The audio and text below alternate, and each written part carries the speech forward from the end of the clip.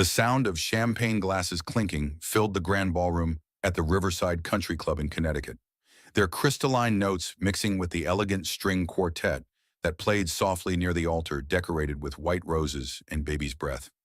Approximately 150 guests mingled in designer clothing, their conversations a low hum of congratulations and well wishes.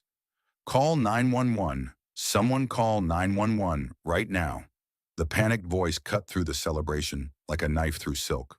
Sarah Martinez, 42 years old and 8 months pregnant with her first viable pregnancy in 5 years, lay unconscious on the polished marble floor.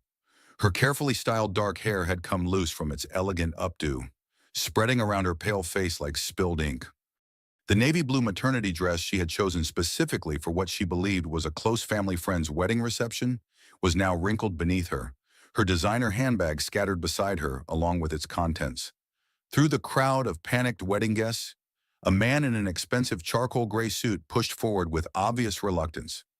David Martinez, her millionaire husband of 20 years and the CEO of Martinez Construction Empire, knelt beside her with an expression that seemed more annoyed than genuinely concerned for his wife's well-being. She's pregnant with my child," David stammered to the arriving paramedics, his usual corporate executive confidence nowhere to be found. His hands trembled slightly as he loosened his silk tie, and perspiration beaded on his forehead, despite the air-conditioned comfort of the ballroom. From across the elegantly appointed room, near the elaborate wedding cake decorated with cascading sugar flowers, a young woman in a flowing white wedding dress shrieked in a voice that carried the unmistakable accent of Southern California. "This is supposed to be our day. Why is she even here? You promised me she wouldn't find out until we were already on our honeymoon." The paramedic who responded to the emergency call was Dr. Richard Williams, a seasoned emergency medical responder with 23 years of experience and graying temples that spoke to his extensive work in crisis situations. He had learned over the years to recognize when something wasn't quite right about a domestic situation, and every instinct he possessed was currently sending up red flags about this particular emergency call. "Ma'am, can you hear me? You're safe now. My name is Dr. Williams, and I'm here to help you," he said in the calm, professional tone that had comforted thousands of patients over his career. Sarah's eyelids fluttered open slowly, confusion clouding her brown eyes as she tried to focus on the face above her. The fog that had been affecting her thinking for months seemed thicker than usual, making it difficult to process her surroundings or understand how she had ended up on the floor of what appeared to be an unfamiliar venue. "David, what is this place? I thought we were going to the Thompson wedding at Sacred Heart Church. This doesn't look like Sacred Heart at all. Where are we, Dr.?" Williams exchanged a meaningful glance with his partner, EMT Jennifer Rodriguez, who was checking Sarah's vital signs with practiced efficiency. In his 2 decades of emergency response work, Dr. Williams had developed an ability to read situations that went far beyond medical symptoms, and something about this entire scenario felt wrong.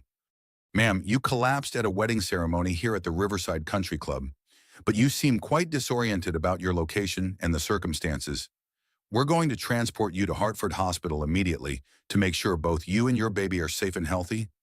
As Sarah was carefully lifted onto the stretcher and prepared for transport, she caught a glimpse through her peripheral vision of David arguing intensely with the young bride near the elaborate floral arrangements that decorated the reception area. Their body language spoke of intimate familiarity rather than casual acquaintance, and their heated whispered conversation suggested a relationship that went far deeper than employer and employee. "David, aren't you coming with me to the hospital?"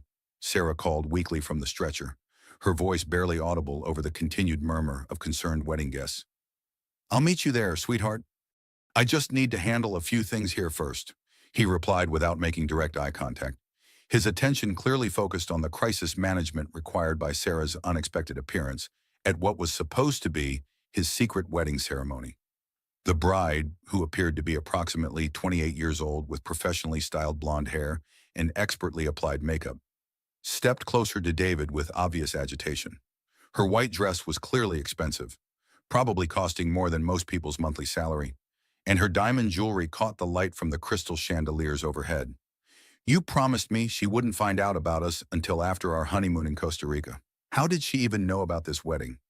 You told me you sent her to that other wedding across town. Sarah's world began spinning as the horrible reality started penetrating through the medication-induced fog that had been affecting her cognitive function for months. The white wedding dress, the intimate setting, the way David and this woman stood together with the comfortable familiarity of people who had been planning a life together. "Sir, are you planning to accompany your wife to the hospital?" Dr. Williams asked with pointed emphasis, his professional demeanor masking his growing suspicion about the domestic situation he was observing. "I said I'll meet her there shortly," David snapped with obvious irritation, then caught himself and attempted to soften his tone when he realized how his response sounded to the medical professionals and remaining wedding guests. "Please, just take good care of her. I'll be right behind the ambulance." As the ambulance doors slammed shut with a decisive metallic clang, Sarah felt a strange mixture of physical relief from the medical attention and emotional devastation from the dawning realization of what she had just witnessed. The medication-induced mental fog that had been plaguing her daily life for the past several months seemed to be lifting slightly, but the increased clarity brought with it a terrifying understanding of her true situation. Through the small rectangular window in the ambulance door, she watched David wrap his arms around the bride in what appeared to be a comforting embrace, holding her close as she cried into his shoulder. It was the same protective, soothing gesture he used to offer Sarah during the early years of their marriage, back when she still believed their 20-year relationship meant something substantial and lasting. Dr. Williams monitored her vital signs during the 15-minute ride to Hartford Hospital, noting her elevated blood pressure, irregular heartbeat, and the slight tremor in her hands that suggested something beyond simple pregnancy-related fainting. "Ma'am, I need to ask you some important medical questions. Have you been feeling unusually tired or confused lately? Any significant memory problems or difficulty concentrating on simple tasks?" Sarah thought carefully about the past several months, trying to piece together the fragments of her recent experiences through the persistent mental haze. The constant fatigue that she had attributed to the challenges of pregnancy at her age, the way even simple household tasks seemed overwhelming and confusing, how she frequently lost track of conversations in the middle of sentences, and the increasing difficulty she had been experiencing with basic decision-making. "Yes, actually, I thought it was just pregnancy brain. You know, the kind of mental fogginess that many older mothers experience. But it's been getting progressively worse over the past few months. Sometimes I feel like I'm living in a thick fog where nothing makes complete sense." "When would you say these symptoms first became noticeable?" "Maybe 3 or 4 months ago, around the time David started being so incredibly attentive about my prenatal vitamin regimen. He began bringing them to me every single morning with my breakfast, along with a large glass of orange juice. He said he wanted to make absolutely sure I didn't forget to take them in my condition." She paused, a chill running down her spine as the implications began to dawn on her. "He became almost obsessive about my nutrition and medication schedule." Dr. Williams made detailed notes on his tablet and radioed ahead to Hartford Hospital with information that would prove crucial to Sarah's treatment and the investigation that would follow. "Hartford emergency. This is Rescue 23 with an incoming pregnant female, 38 weeks gestation, collapse with possible altered mental status and suspected domestic situation. Requesting immediate toxicology screen, psychiatric consultation, and social worker involvement upon arrival." As the ambulance navigated through the late afternoon Connecticut traffic, weaving between cars with its emergency lights flashing, Sarah closed her eyes and attempted to piece together the fragmented memories from the past few months. The increasingly frequent business dinners that kept David away from home until late in the evening, sometimes not returning until after midnight. The way he had begun subtly discouraging her from driving anywhere alone, suggesting that her condition made it dangerous for her to be behind the wheel.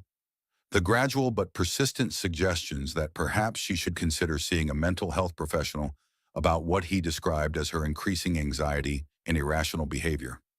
Most disturbing of all was her growing realization that she had absolutely no memory of receiving a wedding invitation for any Thompson family celebration.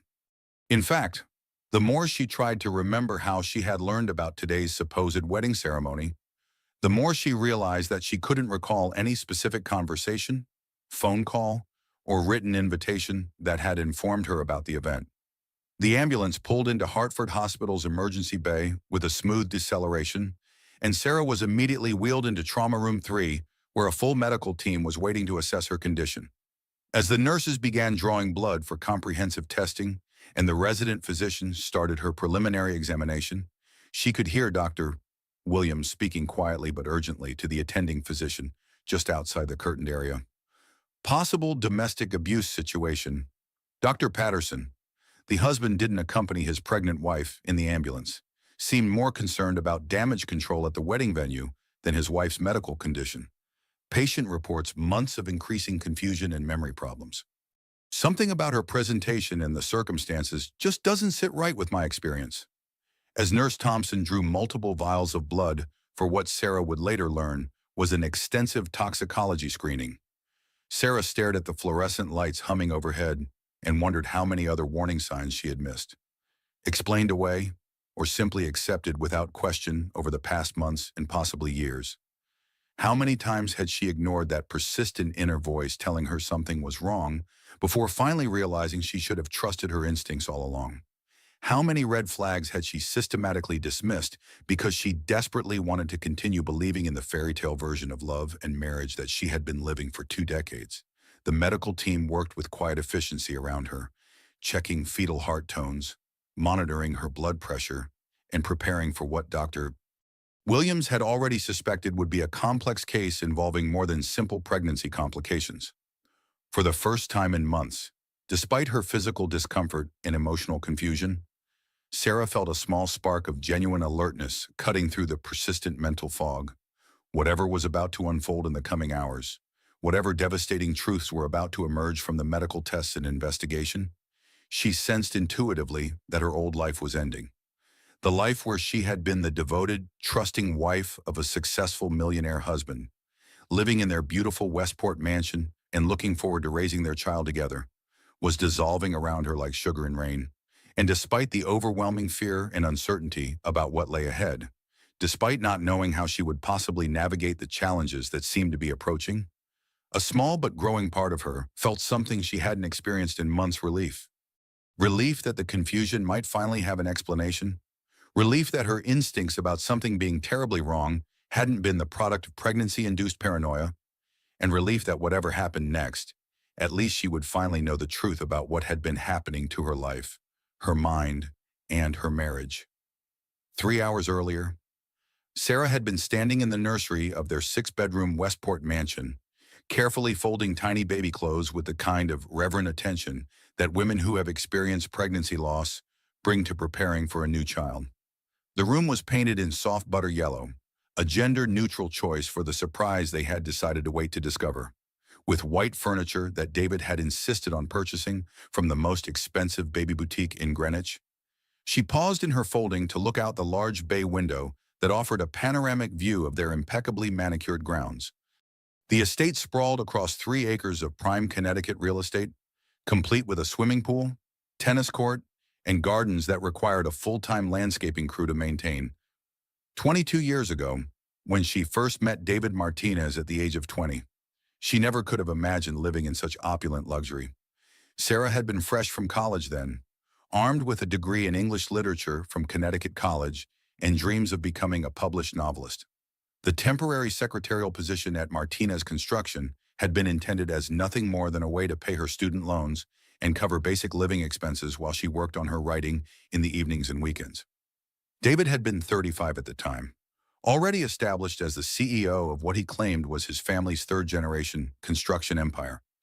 He presented himself as charming, successful, and most importantly to her young and somewhat naive self, genuinely interested in her thoughts, dreams, and intellectual aspirations. Their courtship had been conducted like something from a romantic movie, filled with expensive dinners at the finest restaurants in Hartford and New Haven, weekend trips to Martha's Vineyard and Nantucket, and the kind of lavish attention that made Sarah feel like the most important woman in the world. "Sarah, you're far too intelligent and talented to waste away in some corporate cubicle, typing other people's correspondence and filing their documents," he had told her over dinner at the exclusive Riverside Yacht Club, the same venue where they would eventually hold their wedding reception. "Let me take care of all the practical concerns about money and security. You can focus entirely on your writing, Pursue your artistic dreams without worrying about mundane things like rent and grocery bills. It had seemed like the perfect fairy tale proposal to her 22-year-old self. A successful, established man offering to support her creative ambitions while providing a level of financial security that would allow her to focus entirely on her art. And for the first several years of their marriage, it had indeed felt like living in a fairy tale.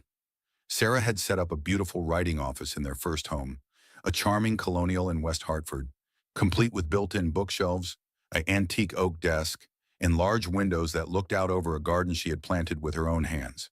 But somehow, between hosting David's business associates for elaborate dinner parties, managing their increasingly complex social calendar filled with charity galas and country club events, and maintaining the kind of household that David expected, her writing dreams had gradually faded into the background. The miscarriage 5 years ago had devastated them both, or so Sarah had believed at the time. They had been trying to conceive for several years, and when she finally became pregnant at 37, they had both been overjoyed. David had been supportive and attentive throughout the difficult recovery process, encouraging her to take time to heal both physically and emotionally. He had suggested therapy to help with the depression that followed the loss, had driven her to appointments, and had seemed genuinely concerned about her well-being. But looking back now with the clarity that was slowly returning as whatever had been affecting her thinking began to wear off, Sarah found herself wondering if David's concern had been entirely genuine, or if he had been calculating and manipulating the situation even then, perhaps already planning for some future scenario where her mental health history could be used against her. This morning, as she had prepared for what she believed was the Thompson family wedding ceremony, David had been unusually solicitous and attentive, almost hovering around her as she got ready. She had overheard him speaking on his cell phone from his home office, his voice carrying the tone of someone coordinating important details. "Everything's set for 3 o'clock this afternoon. Make sure the photographers understand they need to stay completely away from the main church entrance. We can't have any pictures that might surface later." When Sarah had entered his office to ask about their departure time, he had quickly ended the phone call and turned to her with what she now realized had been a forced smile. "Honey, are you ready for the Thompson wedding? I have to say, I still think it's quite strange that they wanted such an unusually private ceremony. I don't even remember you mentioning meeting the Thompson family before, and I thought I knew all of our mutual friends and social connections." David's response had seemed evasive even at the time, though she had dismissed her concerns as pregnancy-related sensitivity. "They're just business associates. Sweetheart, nothing particularly fancy or social about it. You know how some people prefer very intimate gatherings rather than large celebrations?" Something in his tone and body language had made her feel uncomfortable, but she had attributed the feeling to the pregnancy hormones and general anxiety that came with approaching motherhood at the age of 42. "I've been thinking," David had continued, apparently eager to change the subject, "maybe after the baby arrives and you've had time to recover, we should take that extended trip to Europe we've been discussing. Just the three of us, spending a month or two traveling through France and Italy." "That sounds absolutely wonderful," Sarah had replied enthusiastically, though as she tried to recall the conversation, she couldn't actually remember any serious discussions about European travel, despite David's suggestion that they had been planning such a trip. As David's black Mercedes had pulled away from their circular driveway that morning, Sarah had stood in the doorway of their mansion, one hand resting protectively on her swollen belly, feeling an inexplicable sense of unease about the day ahead. "Something doesn't feel right today, little one," she had whispered to her unborn child, her voice barely audible in the quiet morning air. "Mommy's got a really bad feeling about what's going to happen." But she had dismissed the intuition as nothing more than pregnancy hormones and the general anxiety that her doctor had assured her was completely normal for women experiencing pregnancy at her age. Dr. Patricia Wilson had explained that older mothers often experienced increased worry and stress, and David had been so understanding and supportive about her concerns, constantly reassuring her that everything would be fine. Now, lying in the hospital bed with intravenous fluid dripping steadily into her arm and medical monitors beeping softly around her, Sarah realized that what she had interpreted as David's understanding and support might have been something entirely different and far more sinister. The way David had started personally bringing her prenatal vitamins every morning, presenting them to her along with a large glass of freshly squeezed orange juice, and often staying to watch while she took them. The subtle but persistent suggestions that she might be developing pregnancy-related anxiety that could benefit from professional treatment. The gentle but continuous encouragement to limit her activities and social interactions, ostensibly for her own safety and the baby's health. Mrs. Martinez, a warm, professional voice interrupted her increasingly troubled thoughts. I'm Dr. Elizabeth Patterson, the attending emergency physician here at Hartford Hospital. How are you feeling right now? Dr. Patterson appeared to be a woman in her early 60s with kind but sharp eyes and graying hair pulled back in a practical bun. She spoke with a slight Boston accent that reminded Sarah of her favorite college professors, and her manner immediately put Sarah somewhat at ease despite the frightening circumstances.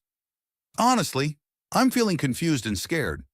Dr. Patterson, I'm not even completely sure how I knew about the wedding I attended today, and there's something about my husband's behavior that's been troubling me, though I can't quite put my finger on what exactly feels wrong. Let's start with some basic medical questions about your pregnancy. Sarah, have you experienced any complications during this pregnancy? How have you been feeling overall during the past several months? I've been incredibly tired, much more exhausted than I remember being during my previous pregnancy years ago. But I assume that was simply because I'm older now, and pregnancy is more physically demanding at 42. And I've been having significant problems with my memory and concentration. I've been losing track of conversations in the middle of sentences, forgetting appointments, having trouble following simple instructions. Dr. Patterson made detailed notes on her electronic tablet, her expression becoming increasingly serious as Sarah described her symptoms. When would you say these cognitive symptoms first became noticeable to you?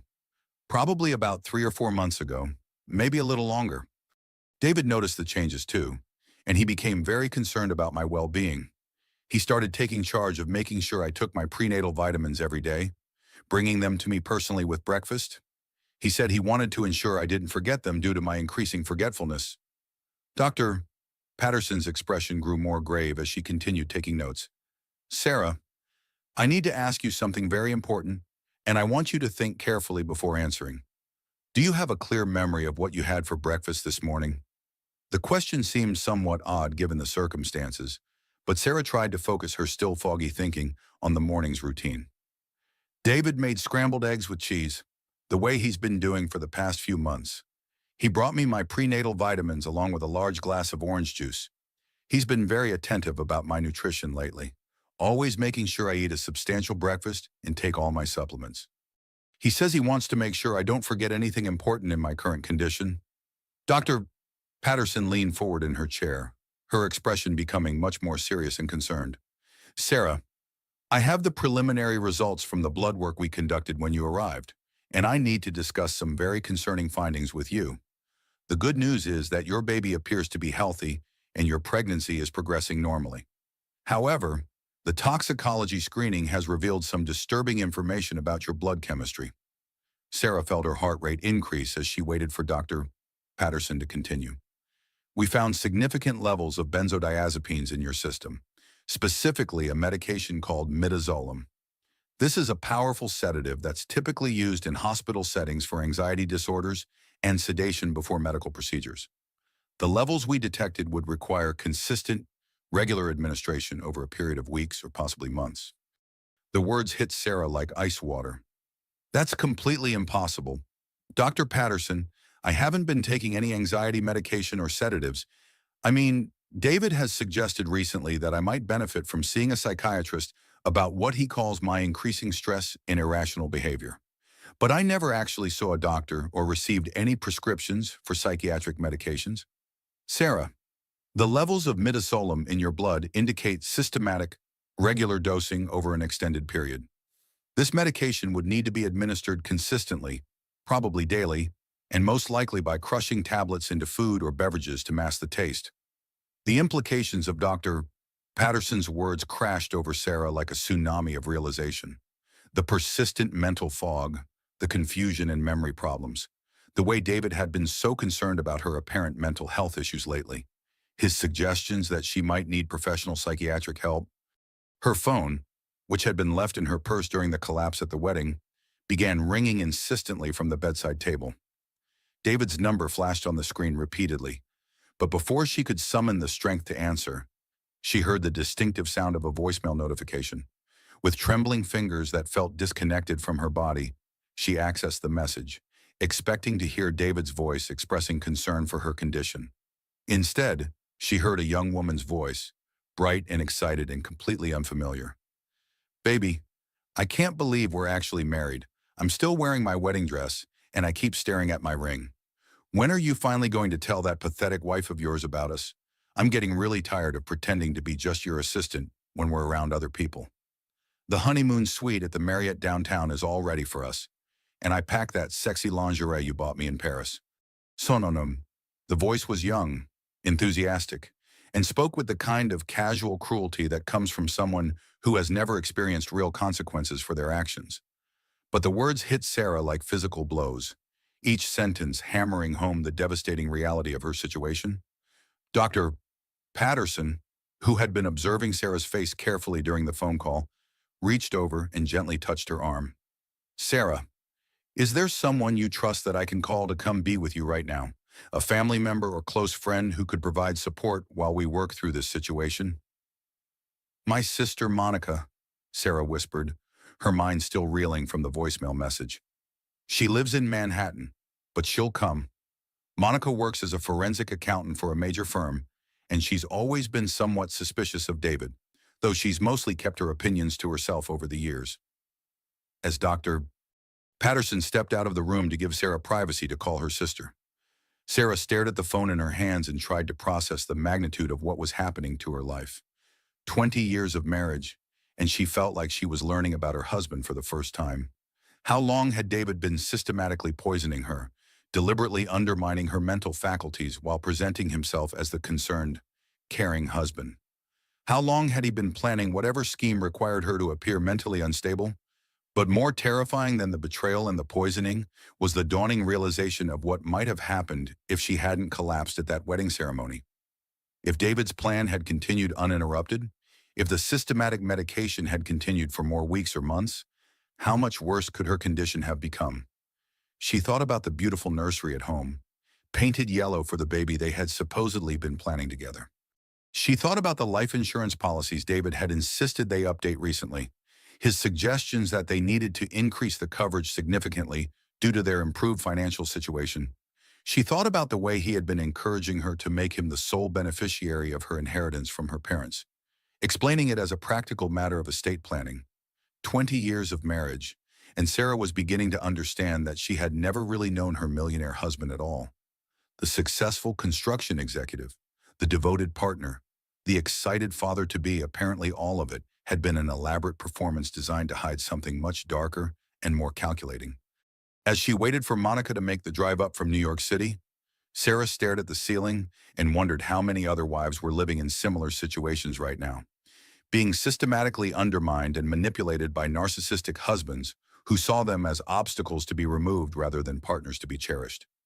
For the first time in months, her mind felt clear enough to understand that she was fighting for more than just her marriage or her financial security.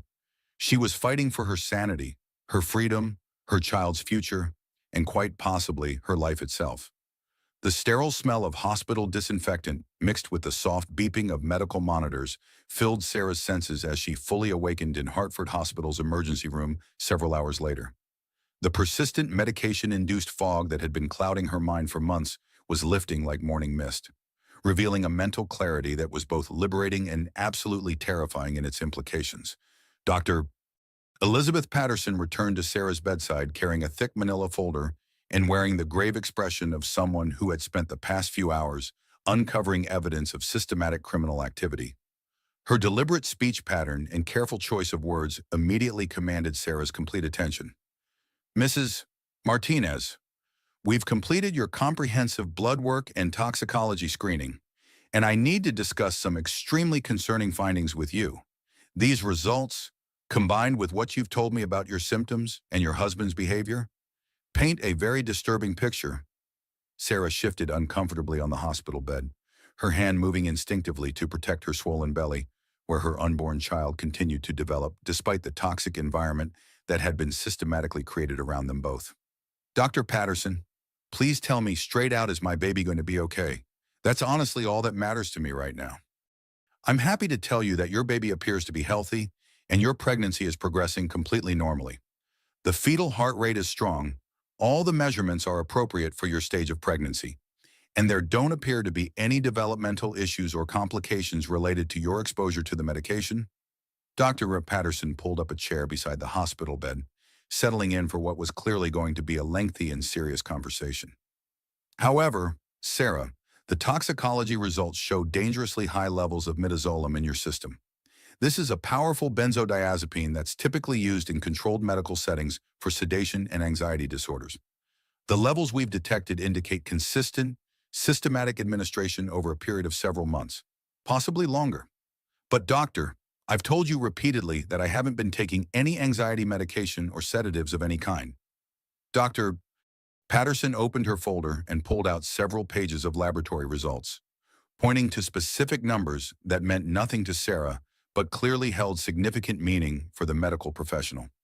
Sarah, the concentration of this medication in your blood could only result from someone deliberately and regularly giving it to you without your knowledge. Someone would need to crush the tablets and mix them into your food or beverages on a daily basis for months to achieve these levels. The horrifying implications settled over Sarah like a suffocating blanket. The morning routine that David had established, bringing her prenatal vitamins personally along with freshly squeezed orange juice, his sudden concern about her nutrition, and his insistence on preparing her breakfast himself, his growing suggestions that she was developing pregnancy-related anxiety and might benefit from psychiatric treatment. Dr. Patterson, what exactly would this medication do to someone who was receiving it without their knowledge and without medical supervision? At therapeutic doses administered by a physician for legitimate medical reasons, midazolam is used to treat severe anxiety and panic disorders. However, when given at higher doses or administered regularly to someone who doesn't need it medically, it can cause significant cognitive impairment, memory problems, confusion, disorientation, and fatigue. Dr. Patterson flipped to another page in the folder, showing Sarah charts that track the typical effects of benzodiazepine abuse. In cases of systematic poisoning, like what you've experienced, the victim often appears to be suffering from mental health issues. Someone observing from the outside might conclude that the person was having a psychological breakdown, experiencing paranoid delusions, or developing serious psychiatric problems. Sarah felt physically sick as the pieces of David's plan began falling into place with devastating clarity. So someone could use this medication to make it appear that a person was mentally unstable, even if they were completely healthy before the poisoning began. Unfortunately, that's exactly correct. If someone wanted to discredit another person's mental competency or create evidence of psychiatric instability, systematic benzodiazepine poisoning would be an effective method. The phone in Sarah's purse rang again with David's distinctive ringtone. This time she answered, determined to hear what explanation he might offer for his absence from the hospital, where his pregnant wife was being treated for a medical emergency. Sarah, thank God you're awake and feeling better. I'm so incredibly sorry I couldn't come with you in the ambulance earlier. There was an urgent business situation at the wedding that I absolutely had to handle before I could leave. What kind of urgent business situation? David, what could possibly have been more important than accompanying your pregnant wife to the hospital? There was a significant pause on David's end of the line, and Sarah could hear muffled voices in the background, including what sounded like the young woman from the voicemail message. Sarah, honey, you're probably still feeling confused and disoriented from fainting earlier. The doctors probably gave you some medication that's affecting your thinking. You should just rest and try not to process too much information right now. The condescending, patronizing tone in David's voice triggered a cascade of memories about how many times he had spoken to her exactly that way over the past several months. How frequently he had dismissed her concerns, questioned her perceptions, or suggested that her reactions to situations weren't reliable or rational. I'm not confused or disoriented. David, I'm thinking more clearly than I have in months. I heard the woman in the wedding dress call you by name. I saw how intimately familiar you two were with each other. And I received a very interesting voicemail message on my phone. Another pause. Longer this time. And Sarah could almost hear David's mind racing as he tried to calculate how much she might know and how he could continue to manipulate the situation. Sarah, please. Sweetheart, you're letting your imagination create problems that don't exist. This is exactly the kind of irrational thinking that's been concerning me about your mental state lately. You're seeing conspiracies and romantic relationships where there are just normal business interactions. Dr. Patterson, who had been listening to Sarah's side of the conversation with growing alarm, gently reached over and took the phone from Sarah's trembling hand. Mr. Martinez, this is Dr. Patterson, your wife's attending physician here at Hartford Hospital. I need to speak with you immediately about Sarah's test results. There are some extremely serious medical findings that we need to discuss in person. Sarah could hear David's voice through the phone's speaker, but couldn't make out his exact words. However, Dr. Patterson's facial expression grew increasingly stern and disapproving as the conversation continued. Mr. Martinez, your wife has been systematically poisoned with benzodiazepines over a period of several months. This is a serious criminal matter that we're required to report to law enforcement authorities immediately. I strongly suggest that you come to the hospital right now to discuss this situation. When Dr. Patterson ended the phone call, Sarah was trembling with a combination of fear, anger, and something that felt almost like relief at finally understanding what had been happening to her mind and body. He's been deliberately drugging me, hasn't he? Doctor. All those mornings when he was so concerned about my prenatal vitamins, when he made sure I ate a proper breakfast and took all my supplements, he was systematically poisoning me while pretending to be the caring, attentive husband. Sarah, based on the medical evidence and what you've described about your husband's behavior, that appears to be exactly what has been happening. But I need to ask you some additional questions that may be difficult to answer. Dr. Patterson pulled out a new section of her folder, this one containing forms and questionnaires that Sarah recognized as the kind of documentation used in domestic abuse cases.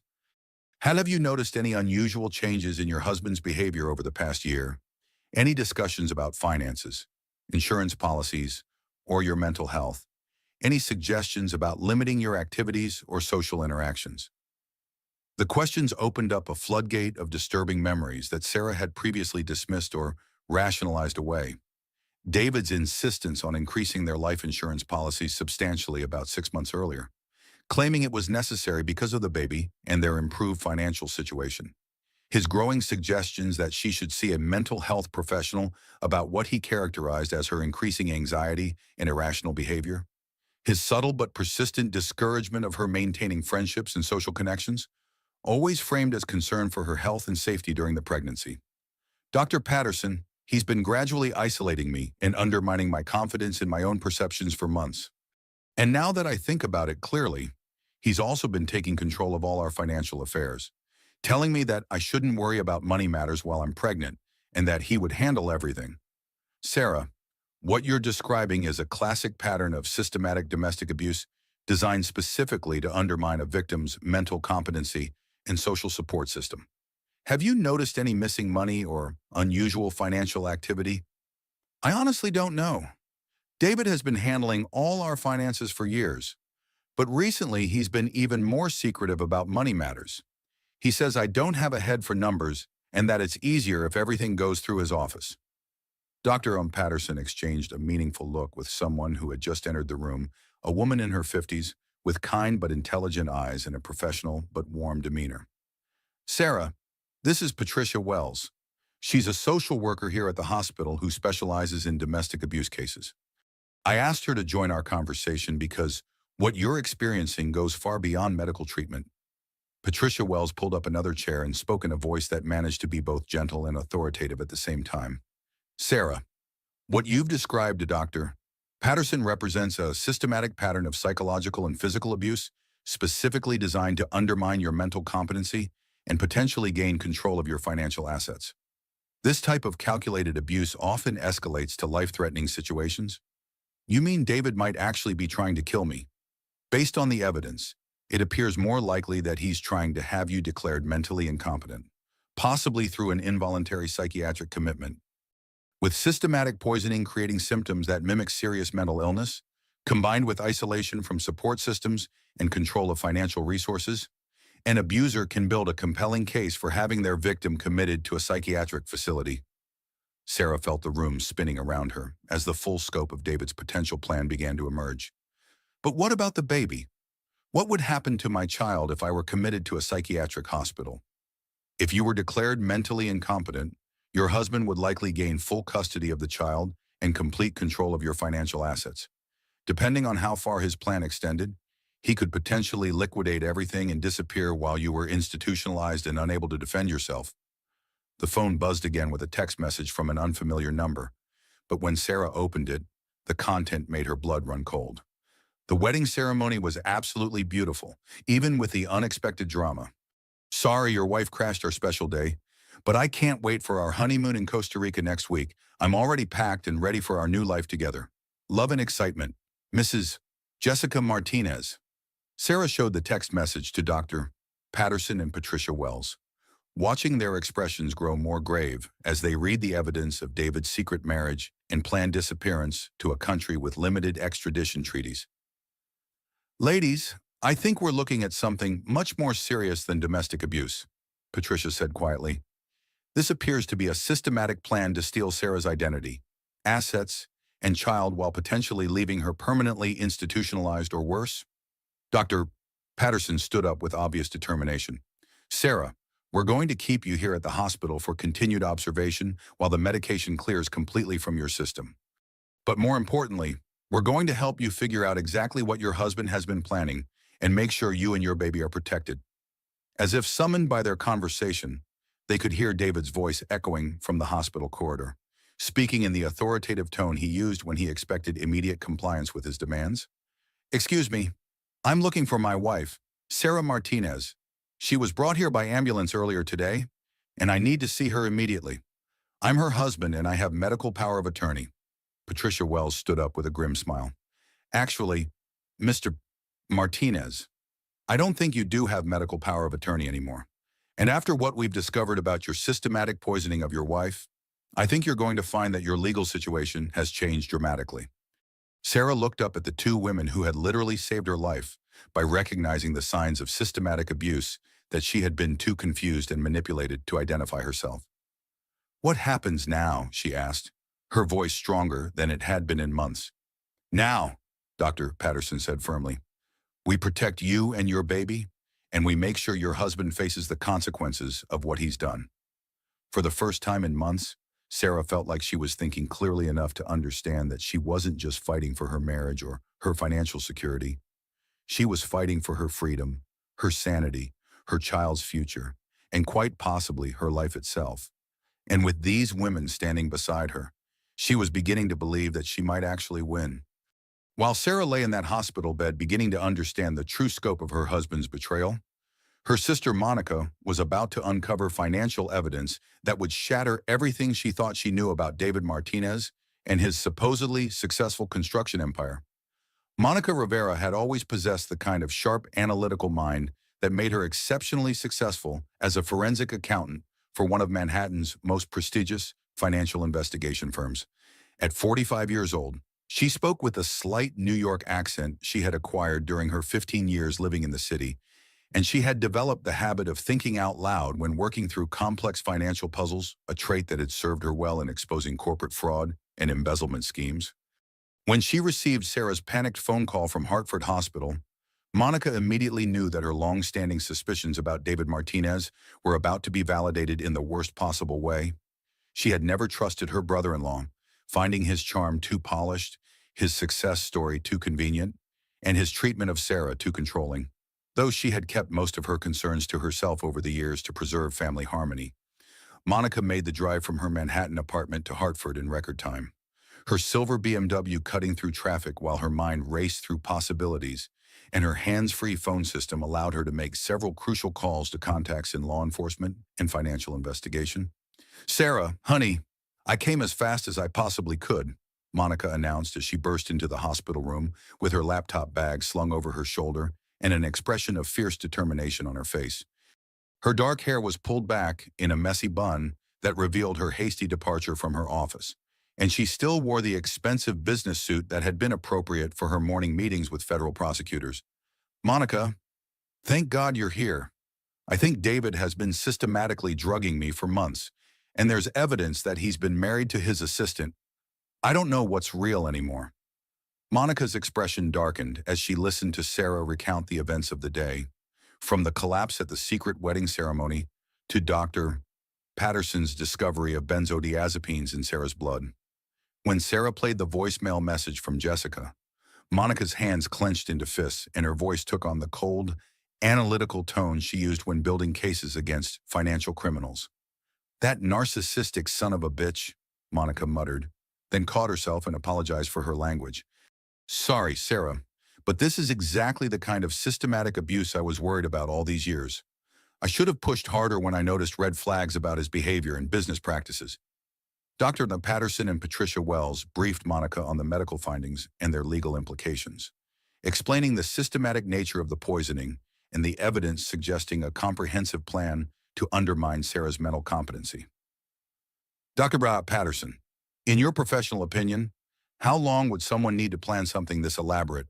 This level of manipulation and systematic abuse doesn't happen overnight. Based on the medication levels in Sarah's system and the symptoms she's described, I would estimate this has been going on for at least 3 to 4 months, possibly longer. The systematic nature suggests months of advanced planning.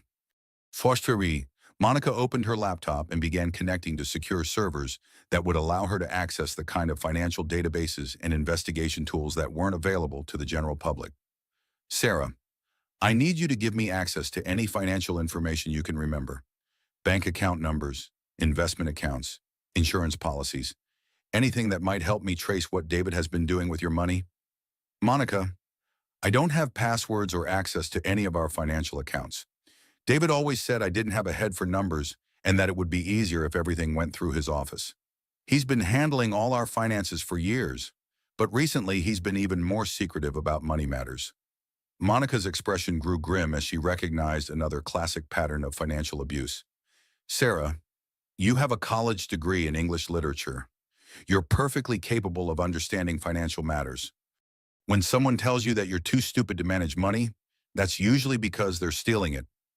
While Sarah rested, Monica began her forensic investigation using every resource available to her through her professional connections and her years of experience in tracking hidden assets and fraudulent financial activity.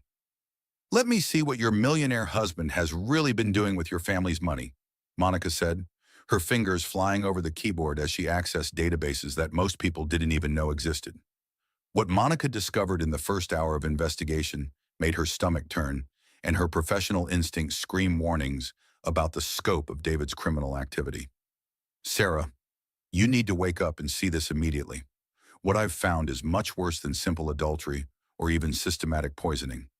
Sarah stirred as Monica pulled up bank statements and financial records on her laptop screen. The evidence of David's crimes displayed in neat columns of numbers that told a devastating story. "Honey, David has been systematically transferring large amounts of money out of your joint accounts and moving it to locations where you can't access it. Look at these withdrawal patterns." The bank statements showed a consistent pattern of transfers over the past 18 months, $50,000 here, $75,000 there, always in amounts just under the thresholds that would trigger automatic bank notifications or require additional authorization. "Where is all that money going?" "Monica, that's what I've been trying to trace, and what I'm finding is absolutely criminal." Monica clicked to another screen showing property records and rental agreements. "Sarah, David has been paying rent on a luxury apartment in Stamford, Connecticut. The lease shows a payment of $60,000, paid 6 months in advance. An apartment? Why would David need a separate apartment when we have the house in Westport?" Monica's voice was grim as she continued clicking through financial records. "I think we both know why he needed a private apartment, but let me show you what else I've discovered." Over the next 2 hours, Monica systematically uncovered a financial trail that painted a picture of comprehensive fraud and systematic deception that went far beyond simple marital infidelity. A joint bank account with Jessica Palmer that had been established 14 months ago and had been receiving monthly transfers of $25,000 from David and Sarah's marital assets. Life insurance policies on Sarah that had been increased to $5 million just 6 months earlier, with David listed as the sole beneficiary and Jessica Palmer listed as the secondary beneficiary in case something happened to David. Medical consultations with 3 different psychiatrists over the past 4 months, where David had discussed his concerns about his wife's declining mental health and increasingly erratic behavior, and had inquired about procedures for involuntary psychiatric commitments.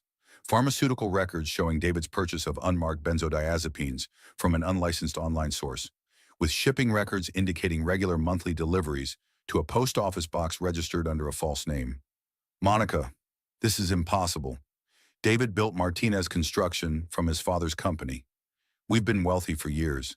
How could he need to steal money when he's already a millionaire?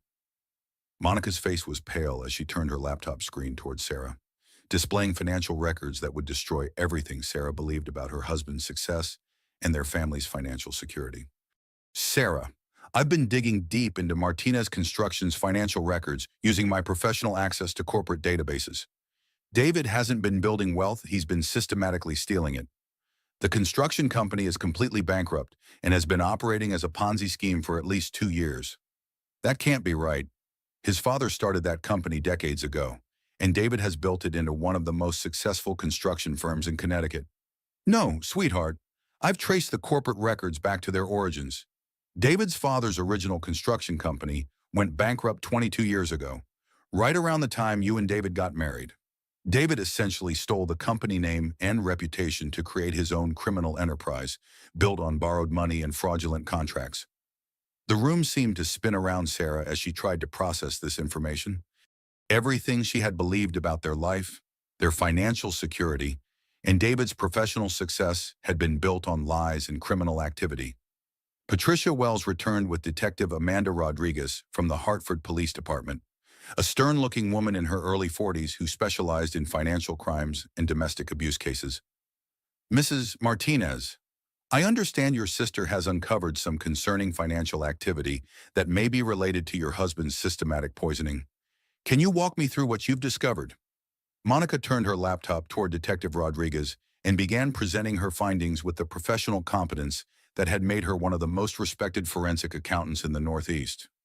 Detective, what we're looking at here is a systematic financial fraud operation that includes embezzlement from employee pension funds, insurance fraud, and what appears to be a comprehensive plan to murder Sarah or have her permanently institutionalized while stealing her assets and custody of her child.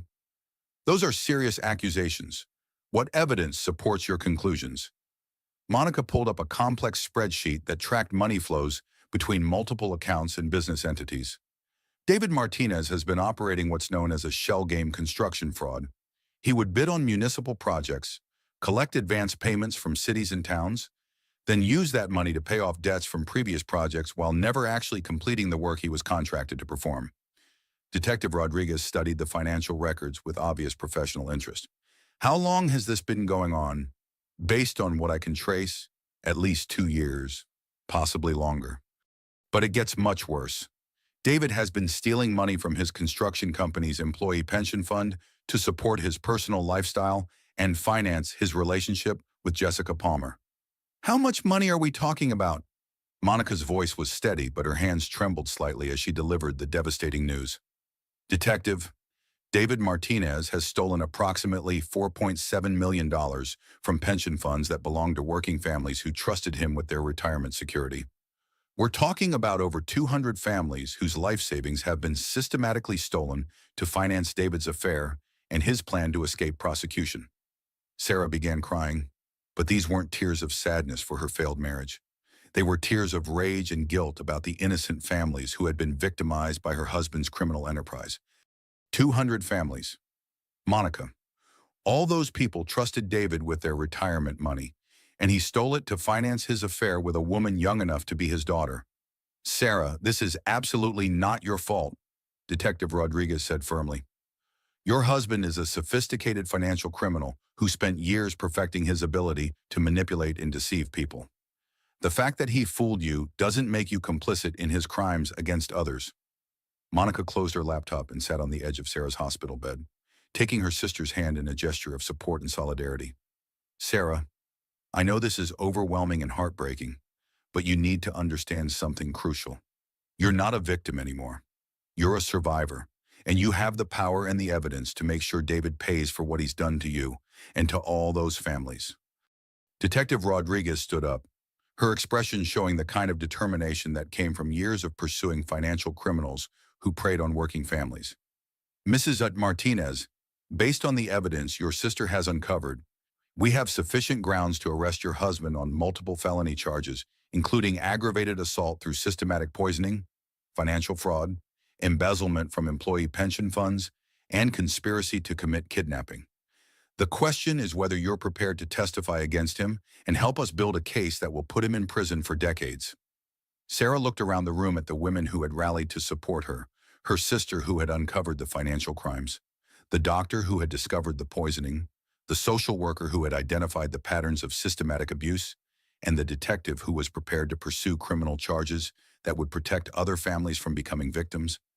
For the first time in months, Sarah's mind felt clear enough to understand that this wasn't just about her personal situation anymore.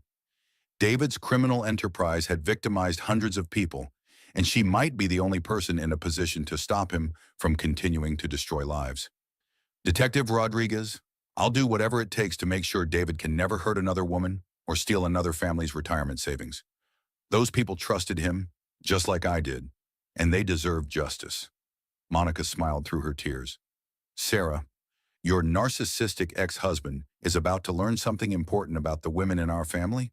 We don't stay victims, and we don't let criminals get away with destroying innocent people's lives. As if summoned by their conversation, they could hear David's voice in the hospital corridor, speaking in the entitled, demanding tone he used when he expected immediate compliance from people he considered beneath him. I want to see my wife immediately. I don't care what hospital policies say about visiting hours. I'm David Martinez, and I have every right to see Sarah. Detective Rodriguez smiled grimly as she reached for her handcuffs. Mr. Martinez is about to discover that his days of demanding special treatment are over. Sarah felt a surge of strength and determination that she hadn't experienced in years. Let's finish this.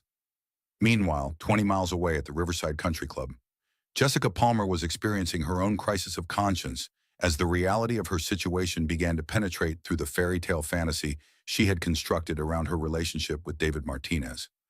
Jessica, who had moved to Connecticut from Los Angeles 2 years earlier for what she believed was a promising career opportunity as an executive assistant to a successful construction company CEO, was 28 years old with the kind of polished appearance that came from expensive salon treatments and designer clothing that she couldn't actually afford on her legitimate salary.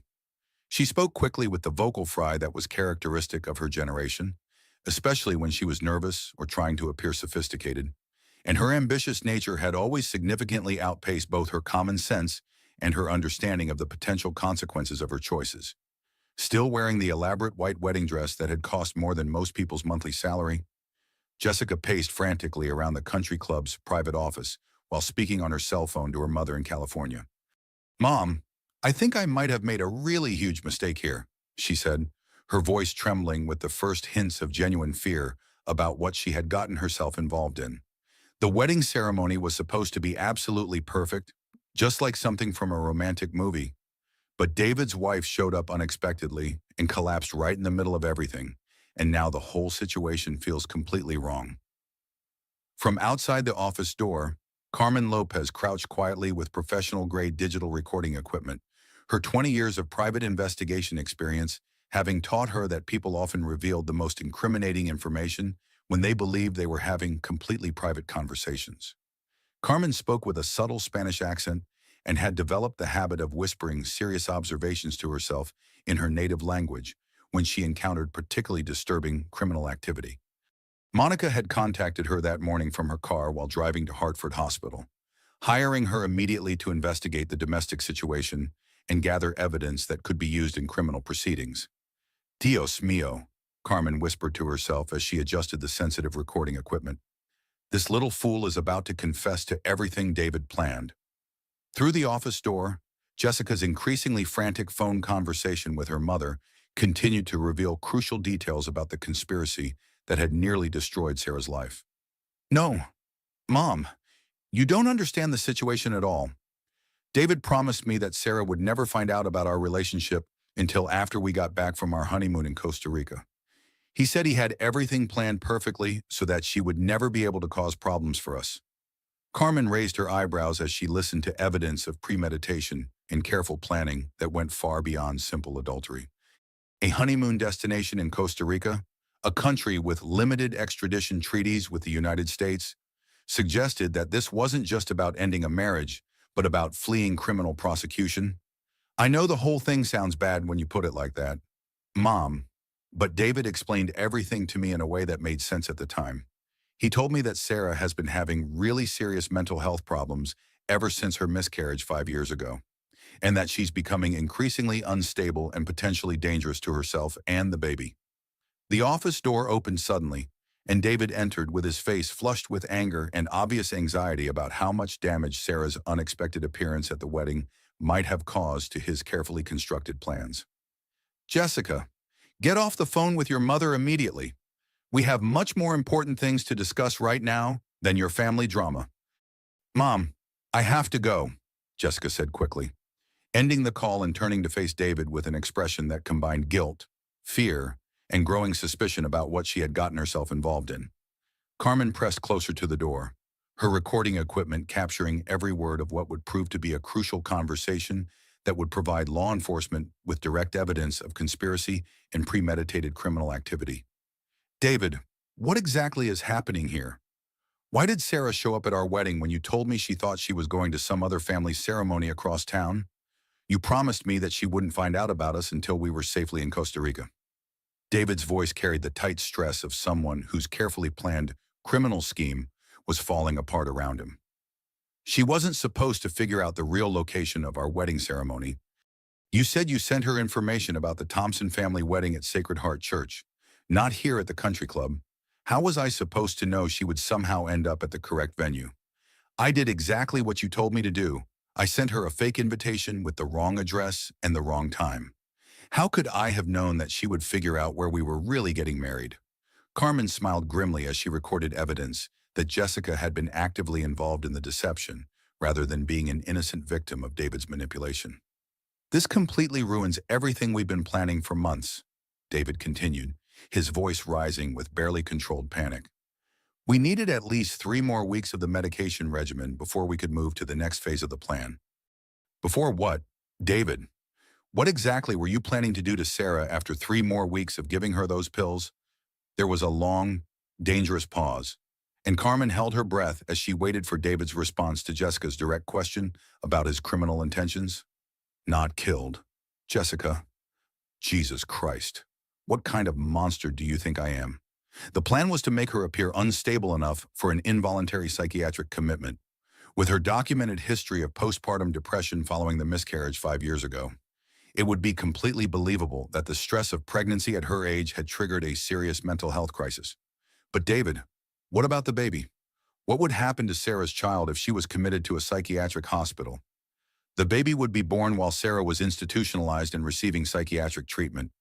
As the father, I would automatically have full custody rights, especially with Sarah declared mentally incompetent by medical professionals. We could take the child with us to Costa Rica and start our new life together with complete financial security.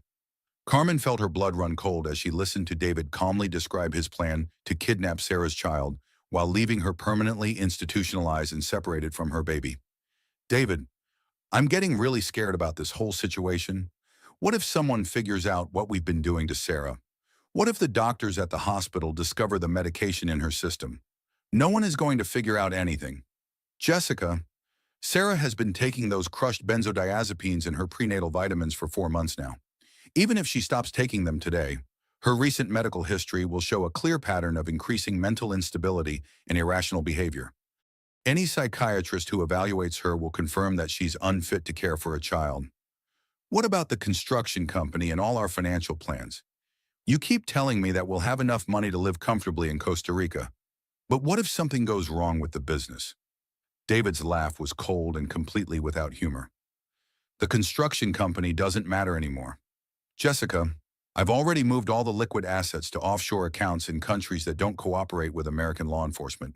The pension funds, the investor money, everything is safely hidden where no one can touch it. Jessica was quiet for several seconds, and Carmen could sense that the young woman was beginning to understand the full scope of what she had gotten involved in. David, when you say pension funds, You mean the retirement money that belongs to your employees, right?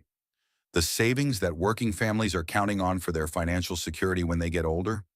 It's just numbers on computer spreadsheets. Jessica, those people made the choice to trust their retirement savings to a company, and that's always a risk in business. They'll probably get their money back eventually from insurance or government programs. But what if they don't? What about all the families who are depending on that money? What about people who can't afford to lose their life savings? For the first time since Carmen had been listening to their conversation, David's voice turned genuinely cold and threatening in a way that made Jessica take a step backward. Jessica, you're my wife now, and that means your loyalty belongs to me and to our future together, not to a bunch of construction workers and their families. Those people chose to trust their money to my company, and business investments always carry risks. That's not my problem or your concern. The casual cruelty in David's voice made Carmen's skin crawl. In her 20 years of investigating domestic abuse cases, she had heard many unfaithful husbands and financial criminals. But the callous indifference David showed toward the families whose retirement savings he had stolen was particularly disturbing. What happens now? David, what are we supposed to do if Sarah starts telling people about what she saw at the wedding? We stick to the original plan and accelerate the timeline. Sarah is in the hospital right now, probably being sedated further by the doctors who think she's having pregnancy-related psychological problems. Her sister Monica can't prove anything, and even if she tries to make accusations, Sarah's documented medical history will support our version of events. David, what if Sarah starts remembering things more clearly once the medication wears off? What if she figures out that you've been drugging her? Who's going to believe a woman with a documented history of mental instability and postpartum depression over her successful millionaire husband and his concerned new wife? We have medical records, psychiatric evaluations, financial documents, everything we need to prove that Sarah was becoming increasingly unstable and potentially dangerous to herself and her unborn child. Carmen had heard enough to provide law enforcement with comprehensive evidence of conspiracy, financial fraud, systematic poisoning, and planned kidnapping. She carefully made her way back to her car and immediately called both Monica and Detective Rodriguez. Monica, this is Carmen. I have recorded evidence of everything you need to destroy David Martinez completely. And I mean absolutely everything: the poisoning, the financial fraud, the planned psychiatric commitment, even his admission about stealing pension funds from working families. As she drove back toward Hartford Hospital, Carmen reflected on the case and the systematic nature of David's criminal enterprise. She had investigated many cases involving financial abuse and domestic violence, but the calculated cruelty of David's plan was extraordinary, even by her professional standards. Every woman knows that moment when you realize you've been seeing someone through rose-colored glasses, she said to herself in Spanish as she navigated Connecticut traffic. When the mask finally slips completely off, and you wonder how you missed all the warning signs that were right there in front of you the entire time. But Sarah Martinez was about to discover something that many women never learned in their lifetimes. Sometimes the worst betrayal in the most devastating crisis becomes the catalyst for the greatest personal transformation and empowerment. And sometimes, when women start supporting women and working together to fight back against narcissistic abusers, they become an unstoppable force for justice. Carmen smiled as she dialed Detective Rodriguez's direct number. David Martinez was about to learn what happened when he underestimated the power of women who refused to remain victims and who were willing to fight for justice, not just for themselves, but for all the other families he had victimized with his criminal enterprise. The recorded confession she had captured would provide law enforcement with everything they needed to ensure that David Martinez spent the next 2 decades in federal prison, and that the families whose retirement savings he had stolen would get their money back. Justice, Carmen reflected, sometimes came in the form of a narcissistic criminal's own arrogance and his assumption that women were too weak or too stupid to fight back effectively. David Martinez was about to discover just how wrong he had been about that assumption. Back at Hartford Hospital, Dr. Patterson returned to Sarah's room carrying updated toxicology results and wearing the expression of someone who had spent several hours consulting with specialists about the systematic poisoning case that was rapidly becoming the most complex domestic abuse investigation the hospital had handled in recent memory. Patricia Wells accompanied her with a thick file folder containing documentation that would prove crucial to the criminal prosecution. And both women carried themselves with the professional gravity that came from understanding they were dealing with a case that involved multiple felonies and potentially life-threatening criminal activity. Patricia's warm, motherly speaking style carried an undertone of barely controlled anger as she addressed Sarah, who was looking more alert and focused than she had in months as the benzodiazepines continued to clear from her system. Sarah, the evidence your sister Monica has uncovered, combined with Dr. Patterson's medical findings and the recorded confession that Carmen Lopez obtained, reveals a pattern of systematic abuse that represents one of the most calculated domestic violence cases I've encountered in 25 years of social work. Dr. Patterson pulled up a chair beside Sarah's hospital bed and opened her medical folder to reveal charts and graphs that tracked the systematic poisoning over time. The good news, Sarah, is that the medication is clearing from your system more rapidly than we initially expected. Your mental clarity should continue to improve dramatically over the next 24 to 48 hours. The troubling news is what we're learning about the scope and duration of what's been done to you. Monica burst back into the hospital room carrying her laptop and several additional folders of financial documentation. Her face flushed with the kind of righteous anger that came from spending hours uncovering evidence of systematic fraud against working families. Sarah, it's much worse than we initially discovered. Carmen just called with recorded evidence from David's conversation with Jessica at the country club, and I've uncovered additional financial crimes that show this conspiracy goes back much further than we thought. Detective Rodriguez followed Monica into the room, accompanied by FBI Special Agent Robert Torres, a methodical federal investigator in his early 50s who specialized in white-collar financial crimes and spoke with the careful precision of someone who had built countless airtight criminal cases. Monica opened her laptop and began pulling up the financial documentation that would prove crucial to both the criminal prosecution and the recovery of stolen assets.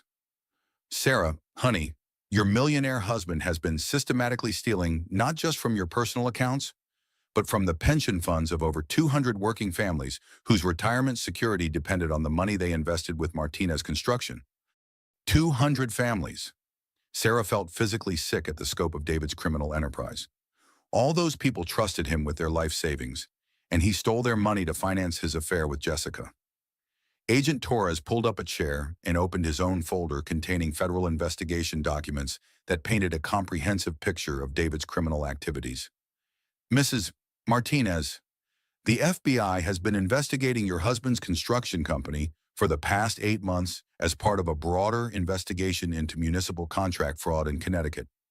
What we've discovered, combined with the evidence your sister and the private investigator have gathered, shows that David Martinez has been operating a sophisticated Ponzi scheme that has victimized not just individual families, but multiple municipalities and government agencies.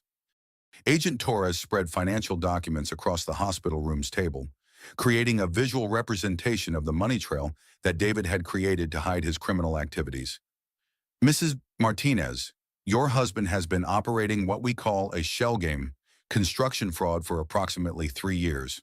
He would submit bids for municipal infrastructure projects, collect substantial advance payments from cities and towns, then use that money to pay off debts from previous incomplete projects while never actually performing the contracted work. Agent Torres, when did you first become suspicious of David's business practices? The city of Bridgeport contacted the FBI 6 months ago when Martinez Construction failed to complete a $3.2 million water treatment facility project that was supposed to provide clean drinking water for low-income neighborhoods. When we began investigating the missing funds, we discovered similar failed projects in New Haven, Waterbury, Stamford, and several smaller Connecticut towns. Sarah stared at the documents spread before her, trying to comprehend how the man she had been married to for 20 years could have been systematically defrauding municipal governments and stealing money that was intended to provide essential services to communities. So David's entire construction empire was built on stolen money and fraudulent contracts. Not entirely fraudulent, but built on a foundation of borrowed money and systematic fraud. Agent Torres replied, your husband's father did own a legitimate construction company decades ago, but that business went bankrupt 21 years ago, almost immediately after your marriage. David essentially stole the company name, reputation, and client relationships to create his own criminal enterprise. Monica pulled up additional financial records on her laptop screen. Her forensic accounting expertise, allowing her to trace money flows that would be invisible to most investigators. Sarah, the systematic poisoning and the secret marriage to Jessica represent David's planned escape strategy from federal prosecution. When the FBI investigation started closing in on his financial crimes, he accelerated his timeline for disappearing with the stolen money. Agent Torres nodded as he reviewed Monica's financial analysis. Mrs. Martinez, we believe your husband realized approximately 6 months ago that federal investigators were getting close to exposing his construction fraud. The systematic poisoning, the increased life insurance policies, the offshore bank accounts, all of this represents his plan to liquidate remaining assets and flee the country before he could be arrested. Patricia Wells consulted her notes about the domestic abuse patterns they had identified.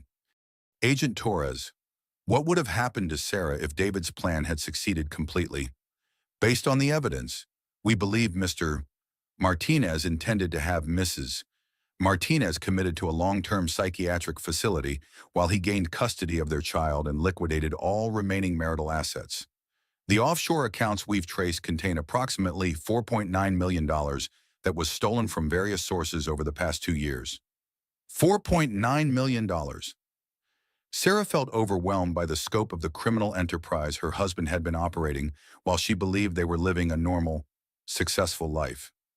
Monica clicked to another screen showing the comprehensive financial damage David's crimes had caused to innocent families throughout Connecticut. Sarah, David didn't just steal money from government contracts and employee pension funds. He also defrauded private investors who trusted him with their savings, elderly clients who hired Martinez Construction for home renovation projects, and even charitable organizations that paid him advance fees for construction work that was never completed. Dr.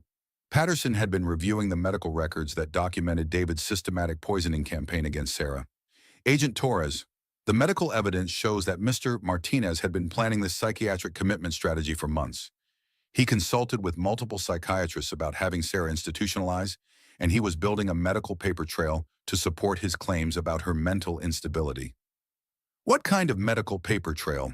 Sarah asked, dreading the answer.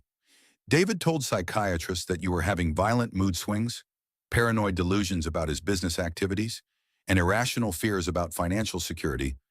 He was creating documentation that would support an involuntary commitment based on claims that you were becoming dangerous to yourself and your unborn child. Agent Torres pulled out recordings that Carmen had made of David's conversation with Jessica at the country club. Mrs. Martinez, we have recorded evidence of your husband admitting to the systematic poisoning, the planned psychiatric commitment, and his intention to flee to Costa Rica with your child and the stolen money. As Agent Torres played portions of the recording, Sarah heard David's voice coldly describing his plan to destroy her life while stealing the retirement savings of working families who had trusted him. Those people chose to trust their money to a company. That's their risk to take, David's recorded voice said, referring to the pension fund theft with complete indifference to the human impact of his crimes. Sarah began to cry, but these weren't tears of sadness or self-pity. They were tears of rage at the casual cruelty David had shown toward innocent people, and determination to make sure he faced consequences for the systematic harm he had caused to so many families. Agent Torres, what happens to all the families whose money David stole? Will they ever get their retirement savings back? The FBI has been working with Treasury Department specialists to trace and freeze David's offshore accounts. We've recovered approximately $4.2 million so far, which represents most of the stolen pension funds. The Employee Retirement Income Security Act provides federal protections for pension beneficiaries, so the affected families will receive their full retirement benefits even if we can't recover every stolen dollar. Monica leaned forward, her expression mixing professional satisfaction with personal fury. Sarah, there's something else you need to know about the scope of David's planning. I found evidence that he's been systematically undermining your credibility with friends and social connections for over a year. What do you mean? I called several people from your social circle this afternoon, claiming I was concerned about your well-being. David has been telling people for months that you've been having serious mental health issues, that you've been making irrational accusations about his business, and that he's been trying to get you professional help. Agent Torres nodded grimly. It's a classic isolation strategy used by sophisticated abusers. By preemptively discrediting the victim's potential testimony, The perpetrator creates a situation where no one believes the victim even when they try to report the abuse. Patricia Wells consulted her case notes. Sarah, this explains why you felt so confused and isolated during the past few months. David wasn't just poisoning your body with medication, he was systematically destroying your social support network and your reputation in the community. Dr. Patterson stood up with obvious determination. Sarah, we're going to keep you here for continued medical observation until we're certain all traces of the benzodiazepines have cleared your system. But more importantly, we're going to make sure you have comprehensive legal protection before you leave this hospital.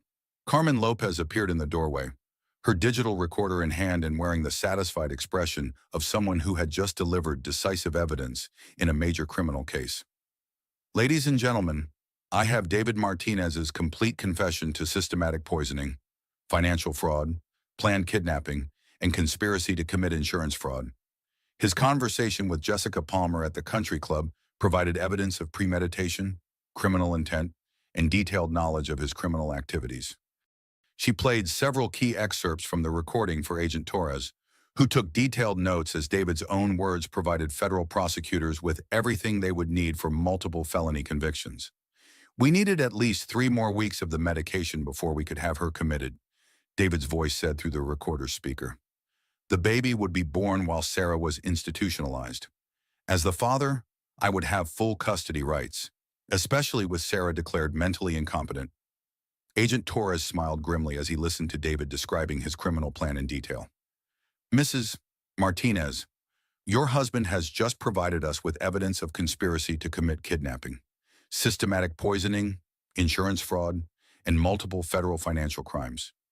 This recording, combined with the financial evidence and medical documentation, represents one of the strongest criminal cases I've worked on in 15 years with the FBI. Monica closed her laptop and sat on the edge of Sarah's hospital bed, taking her sister's hand in a gesture of support and sisterly solidarity.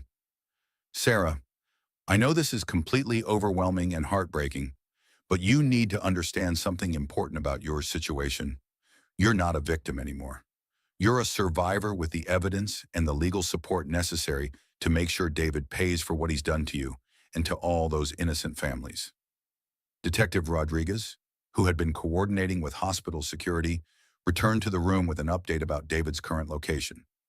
Agent Torres, David Martinez is currently in the hospital lobby demanding to see his wife and claiming that he has medical power of attorney over her treatment decisions. He's becoming increasingly agitated and making threats about what will happen to staff members who don't comply with his demands. Agent Torres stood up, reaching for the handcuffs attached to his belt. Perfect timing. Mrs. Martinez, are you prepared to see your husband arrested for the crimes he's committed against you and against the families whose retirement savings he stole? Sarah looked around the room at the women and law enforcement professionals who had literally saved her life by recognizing the systematic abuse and gathering the evidence needed to stop David's criminal enterprise. Her sister Monica, who had uncovered the financial crimes and traced the stolen money. Dr. Patterson, who had identified the systematic poisoning and provided crucial medical evidence. Patricia Wells, who had recognized the patterns of domestic abuse and connected Sarah with legal resources. Carmen Lopez, who had risked her safety to record David's confession. Detective Rodriguez and Agent Torres, who were prepared to ensure that David faced federal prosecution for his crimes. For the first time in months, Sarah felt strong enough and clear-minded enough to understand that this moment represented far more than just the end of her marriage. This was her opportunity to protect other families from being victimized by David's criminal activities and to send a message that systematic abuse of women would face serious legal consequences. Agent Torres, I'm ready to see David arrested for what he's done. But more than that, I want to make sure that every family whose retirement money he stole gets their savings back. And I want other women to know that systematic abuse can be stopped when we have the courage to fight back. Monica squeezed Sarah's hand. Sarah, your narcissistic ex-husband spent months thinking he was the smartest person in every room, believing he could systematically destroy your life and steal millions of dollars from working families without facing any consequences. Carmen smiled as she packed up her recording equipment. He made one crucial mistake, though.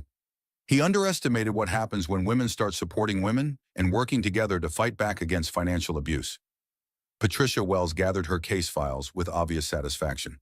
Sarah, your courage in fighting back against David's systematic abuse is going to help other women recognize the warning signs and seek help before their situations become life-threatening. As they prepared to witness David's arrest, Sarah reflected on the transformation she had undergone in less than 24 hours.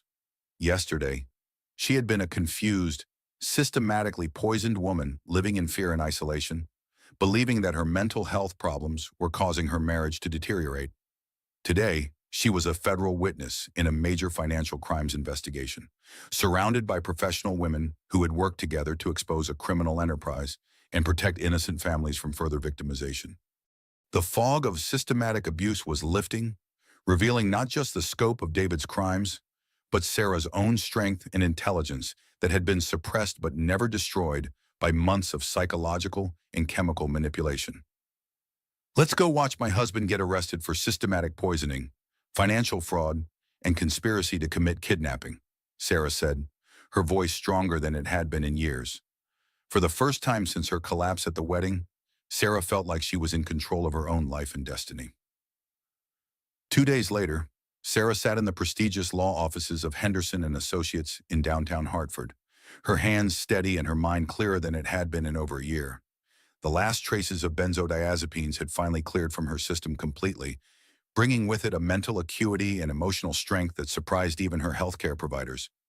Margaret Henderson, the 62-year-old senior partner, spoke with the precise diction and unwavering confidence of someone who had spent 3 decades prosecuting white-collar criminals and had developed a particular expertise in cases involving systematic domestic abuse combined with financial fraud.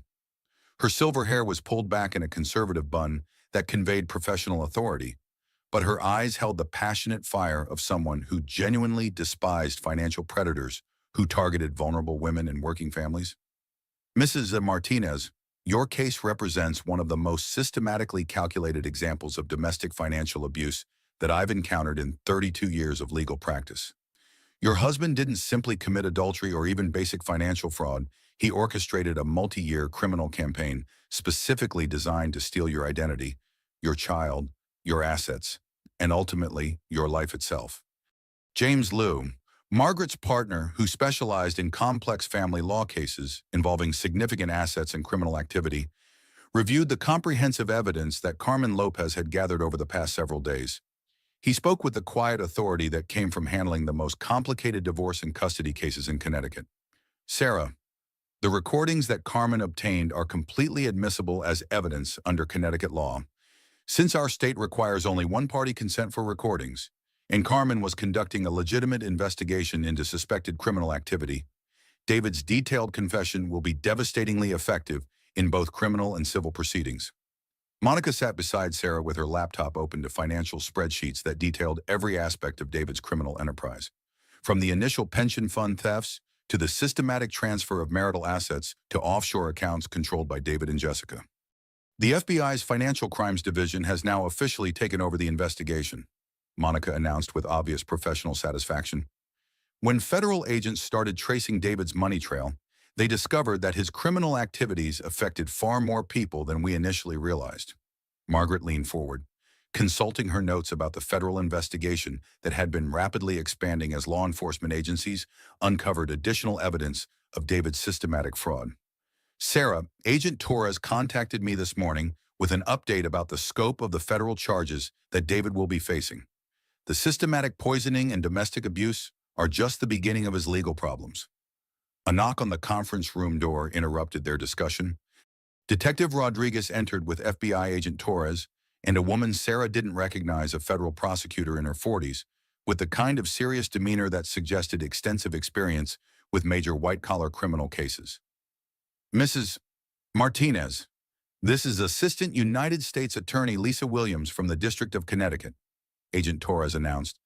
She'll be prosecuting the federal charges against your husband, and she wanted to speak with you personally about the scope of the criminal case. Prosecutor Williams opened a thick briefcase and spread documents across the conference table, creating a visual representation of what appeared to be one of the most comprehensive white-collar criminal cases in recent Connecticut history. Mrs. Martinez, I want you to understand the significance of what your courage has accomplished. Your willingness to come forward as a witness has allowed us to build a federal case that will protect hundreds of other potential victims from your husband's criminal activities. Agent Torres consulted his investigation notes. Sarah, when we started tracing the money your husband stole from pension funds, we discovered that Martinez Construction was just one component of a much larger criminal enterprise. David has been operating fraudulent construction companies under different names in Massachusetts, Rhode Island, and New York. Different companies. Sarah felt overwhelmed by the expanding scope of David's criminal activities. How many families have been affected by his fraud? Prosecutor Williams pulled out a summary document that outlined the full extent of the federal investigation. Mrs. Martinez, we've now identified over 400 families whose retirement savings were stolen by your husband's criminal enterprise over the past 4 years. The total amount of stolen money exceeds $8 million. Sarah felt physically sick as she tried to comprehend the human impact of David's systematic theft from working families who had trusted him with their most precious asset, their financial security for retirement and old age. $8 million, 400 families. How could David have been operating such a massive criminal enterprise while I lived in the same house with him? Monica reached over and squeezed Sarah's hand supportively. Sarah, sophisticated financial criminals are experts at compartmentalizing their activities and maintaining separate identities for different aspects of their lives. David's ability to deceive you doesn't reflect any failure on your part.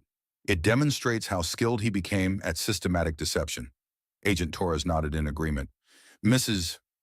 Martinez, we've investigated numerous cases of criminal enterprise operated by individuals who maintain completely normal family lives while simultaneously running multi-million-dollar fraud operations. Your husband's ability to hide his criminal activities actually demonstrates the sophisticated nature of his criminal planning. Margaret Henderson reviewed the federal charging documents that Prosecutor Williams had prepared. Sarah, the federal government is prepared to bring charges that include wire fraud, money laundering, theft from employee pension funds, systematic poisoning, conspiracy to commit kidnapping, and insurance fraud. David is looking at a minimum of 25 years in federal prison, potentially much longer. What about Jessica Palmer? Will she face criminal charges for her role in the conspiracy? Prosecutor Williams consulted her notes about Jessica's involvement in David's criminal activities. Ms. Palmer has agreed to cooperate fully with the federal investigation in exchange for a reduced sentence. She'll plead guilty to conspiracy charges and will receive approximately 3 years of federal probation plus community service. Carmen Lopez, who had been quietly observing the legal proceedings, spoke up with obvious satisfaction about the progress of the criminal case. Sarah, Jessica's cooperation has been crucial in understanding the full scope of David's planning. She's provided evidence about his plans to flee to Costa Rica, his systematic poisoning campaign against you, and his detailed knowledge of the pension fund thefts. Detective Rodriguez received a radio message and looked up with a grim smile. Agent Torres, we have confirmation that David Martinez is currently at his office building, apparently attempting to destroy financial records and computer files that contain evidence of his criminal activities. Agent Torres stood up immediately, reaching for his federal arrest warrant. Perfect timing. Destroying evidence is another federal crime that we can add to the charges. Margaret Henderson gathered her legal documents with obvious anticipation.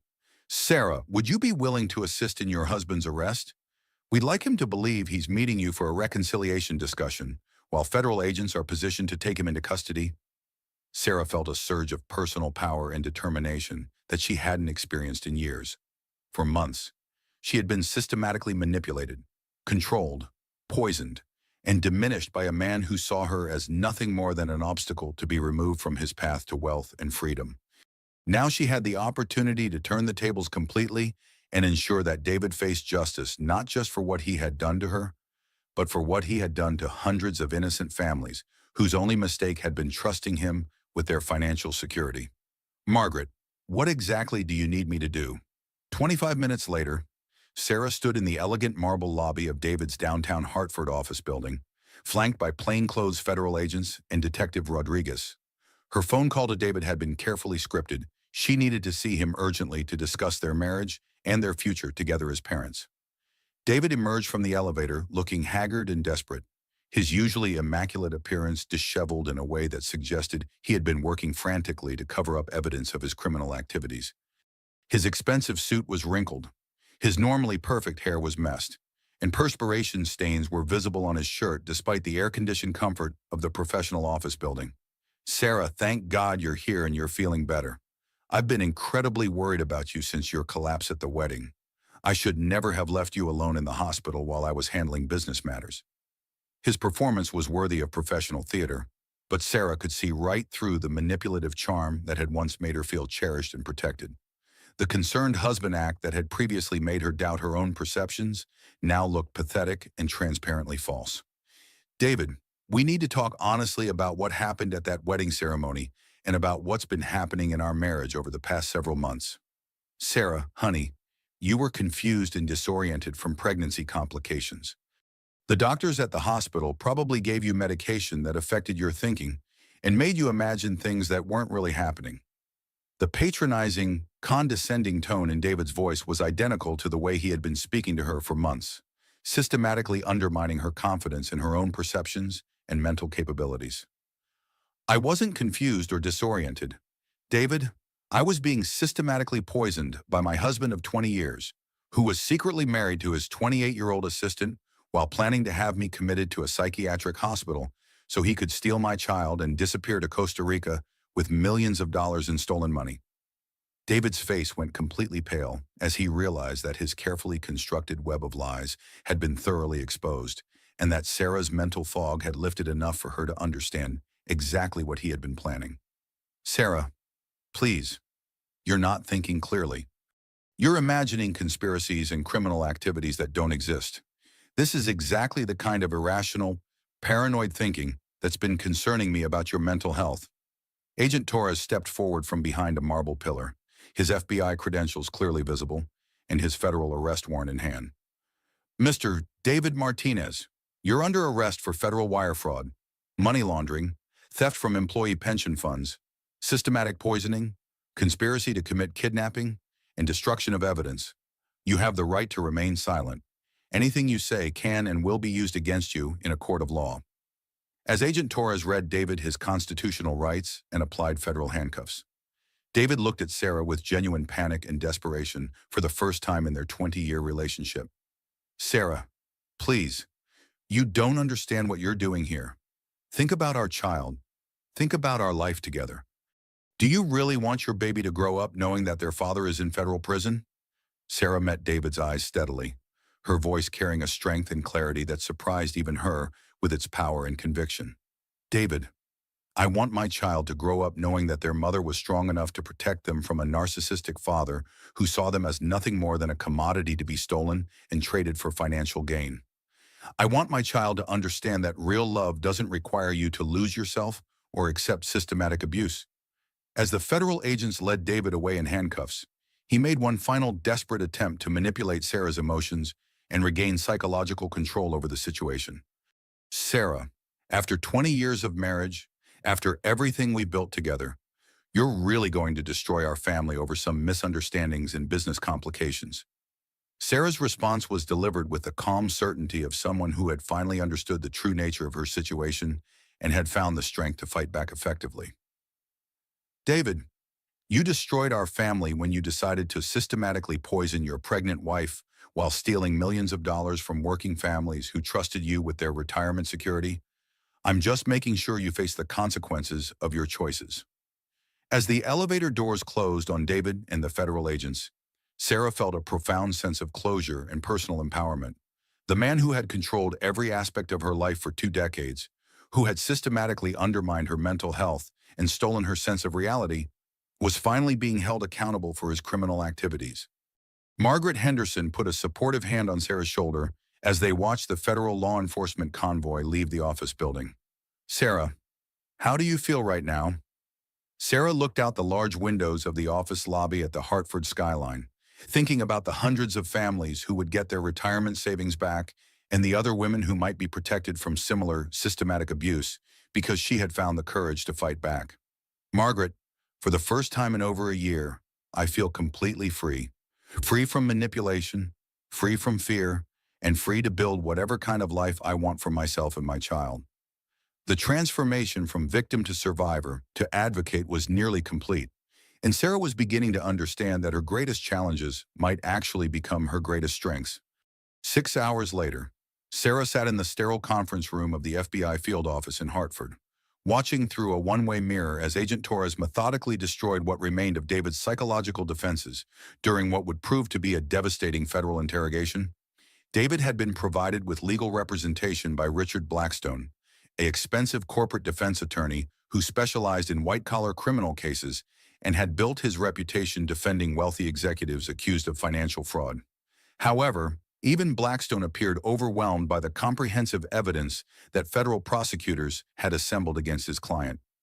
Agent Torres spread financial documents, recorded conversations, medical records, and digital evidence across the interrogation table with the methodical patience of someone who had spent 15 years building airtight federal criminal cases against sophisticated white-collar criminals. Mr. Martinez, we've spent the past 48 hours tracing the complete money trail from your various fraudulent construction companies to offshore bank accounts in Costa Rica, the Cayman Islands, Switzerland, and 3 other countries with limited extradition agreements with the United States. David's expensive attorney whispered urgently in his client's ear. But David seemed to have entered a psychological state of shock denial as the full scope of the federal investigation became clear. Those were legitimate business transactions and international investment strategies. Construction companies routinely maintain accounts in multiple countries to manage currency fluctuations and international contracting opportunities. Agent Torres pulled up digital banking records on his tablet computer, displaying transaction histories that told a devastating story of systematic theft and criminal money laundering. Mr. Martinez, these electronic transfers of stolen pension fund money occurred on the exact same dates that your construction company was supposed to begin work on municipal projects in Bridgeport, New Haven, and Waterbury. Instead of purchasing construction materials or paying worker salaries, you moved the money to personal accounts controlled by you and Jessica Palmer. Agent Torres clicked to another screen showing insurance documents and medical records that revealed the calculated nature of David's plan to destroy Sarah's life. This transfer of $250,000 to your Costa Rica account occurred on the same day you increased your wife's life insurance policy to $5 million. These psychiatric consultation reports show you inquiring about involuntary commitment procedures for Sarah just 72 hours after that insurance policy modification. David's composure began cracking as he realized that federal investigators had uncovered every aspect of his criminal planning with forensic precision. Those are completely unrelated financial and medical decisions. You're creating connections and conspiracies where none exist. Are we, Mr. Martinez? Because we have recorded evidence of you explicitly admitting to systematically poisoning your wife with benzodiazepines as part of a comprehensive plan to have her committed to a psychiatric facility while you gained custody of her child and liquidated her assets. Agent Torres pressed the play button on Carmen Lopez's digital recording device, and David's own voice filled the interrogation room with devastating clarity. We needed at least 3 more weeks of the medication before we could have her committed. David's recorded voice stated with chilling calculation. The baby would be born while Sarah was institutionalized. As the father, I would have full custody rights, especially with Sarah declared mentally incompetent by medical professionals.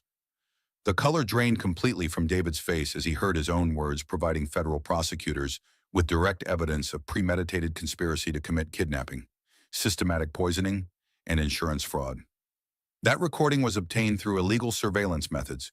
Private investigators can't just record people's private conversations without proper legal authorization. Agent Torres consulted his legal notes with obvious satisfaction. Actually, Mr. Martinez, Connecticut is a one-party consent state for recording conversations.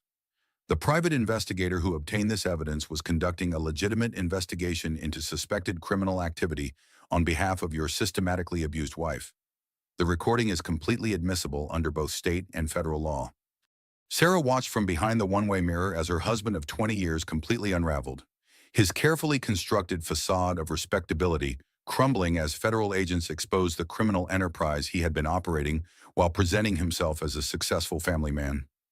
Agent Torres opened another file containing pharmaceutical records and medical evidence that documented the systematic poisoning campaign David had conducted against his pregnant wife. Let's discuss the systematic nature of your domestic abuse activities. Mr. Martinez, these pharmaceutical purchase records show you buying unmarked benzodiazepines from unlicensed internet sources over a period of 6 months, with shipping addresses that correspond to post office boxes registered under false names. David's attorney was frantically taking notes and whispering legal advice, but even experienced criminal defense counsel seemed to realize that the federal case was essentially unwinnable given the comprehensive evidence. Mr. Martinez, you wrote this email to Jessica Palmer, and I quote, "The medication regimen is working perfectly. Sarah is becoming increasingly confused and disoriented, exactly like we planned. Once she's committed to the psychiatric facility, I'll have complete power of attorney over all her financial assets, and we can liquidate everything before moving to Costa Rica with the baby." David buried his face in his hands as Agent Torres read his own written words back to him, providing additional evidence of premeditation and criminal conspiracy. I was venting frustration about a difficult marriage situation. That email doesn't represent any actual criminal planning or real intentions to harm Sarah. Doesn't it, Mr. Martinez? Because these medical records show that you were systematically crushing benzodiazepine tablets and mixing them into your wife's prenatal vitamins on a daily basis for 4 months, the same medication that was found in dangerous concentrations in Sarah's bloodstream when she collapsed at your secret wedding ceremony. Agent Torres leaned forward across the interrogation table, his voice carrying the authority of someone who had successfully prosecuted dozens of similar criminal cases. Mr. Martinez, you systematically poisoned your pregnant wife while stealing over $8 million from the retirement accounts of more than 400 working families. You planned to have your wife permanently institutionalized while kidnapping her child and fleeing to a non-extradition country with the stolen money. What exactly do you think you can offer federal prosecutors in exchange for any kind of plea agreement? David looked up with the desperate expression of someone whose elaborate criminal scheme had been completely exposed and who was beginning to understand the scope of the federal charges he would be facing. I can provide information about other people who were involved in the financial aspects of the construction company operations. Jessica Palmer helped facilitate some of the electronic transfers. My accountant, Robert Thompson, knew about several of the offshore accounts and helped structure some of the international transactions. Agent Torres made detailed notes while maintaining his professional demeanor. Mr. Martinez, conspiracy to commit federal financial fraud is also a serious criminal offense. If you're admitting that other individuals helped you steal pension fund money from working families, you're actually providing us with evidence for additional federal prosecutions rather than helping your own legal situation. The interrogation continued for another 2 hours, with David alternating between desperate attempts at denial, pathetic efforts to minimize his criminal culpability, and increasingly frantic offers to provide information about other people in exchange for reduced federal charges. But Agent Torres had built a comprehensive federal case that closed off every possible avenue of escape or legal maneuvering that David's expensive criminal defense attorney might attempt to pursue. Finally, David's lawyer requested a private consultation with his client to discuss the possibility of accepting a federal plea agreement rather than proceeding to trial with overwhelming evidence of guilt. Agent Torres joined Sarah and her legal team in the observation room adjacent to the interrogation facility. Mrs. Martinez, your husband is facing a minimum of 25 years in federal prison, with the possibility of additional time if he's convicted on all charges. The evidence we've assembled makes conviction essentially certain if the case proceeds to trial. Margaret Henderson reviewed her notes about the federal charges and the strength of the prosecution's case. Agent Torres, what's the realistic likelihood of securing convictions on all the major federal charges? With the financial evidence, the recorded confessions, the medical documentation of systematic poisoning, and the testimony from cooperating witnesses, I would estimate our chances of conviction at approximately 99%. This is one of the strongest white-collar criminal cases I've worked on in 15 years with the Bureau.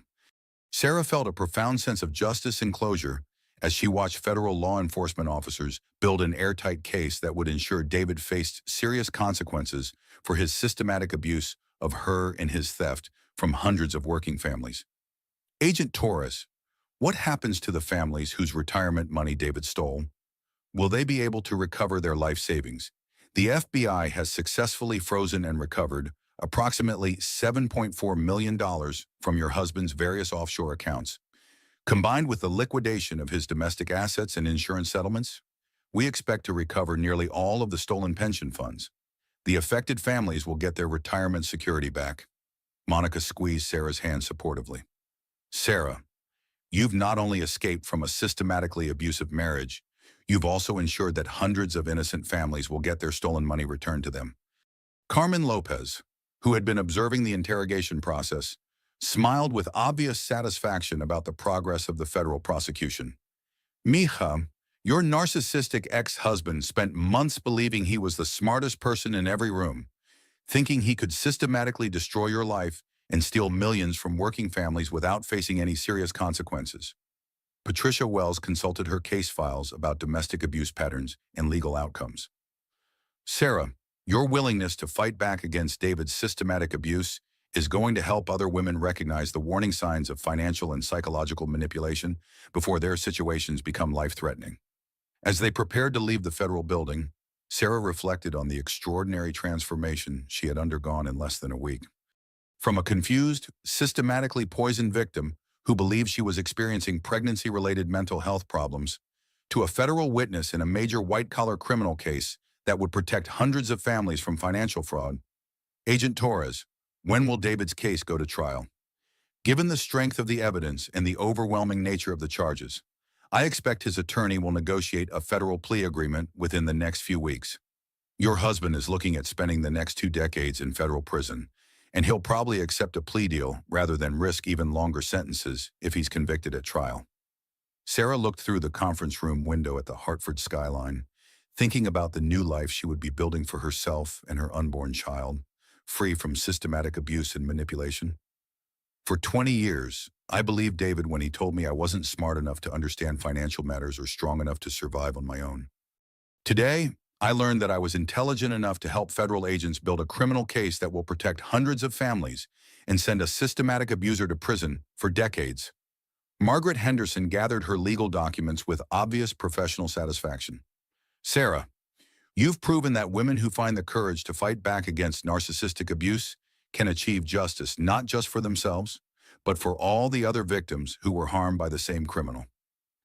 As they left the federal building, Sarah felt the kind of personal empowerment and clarity that she hadn't experienced in years.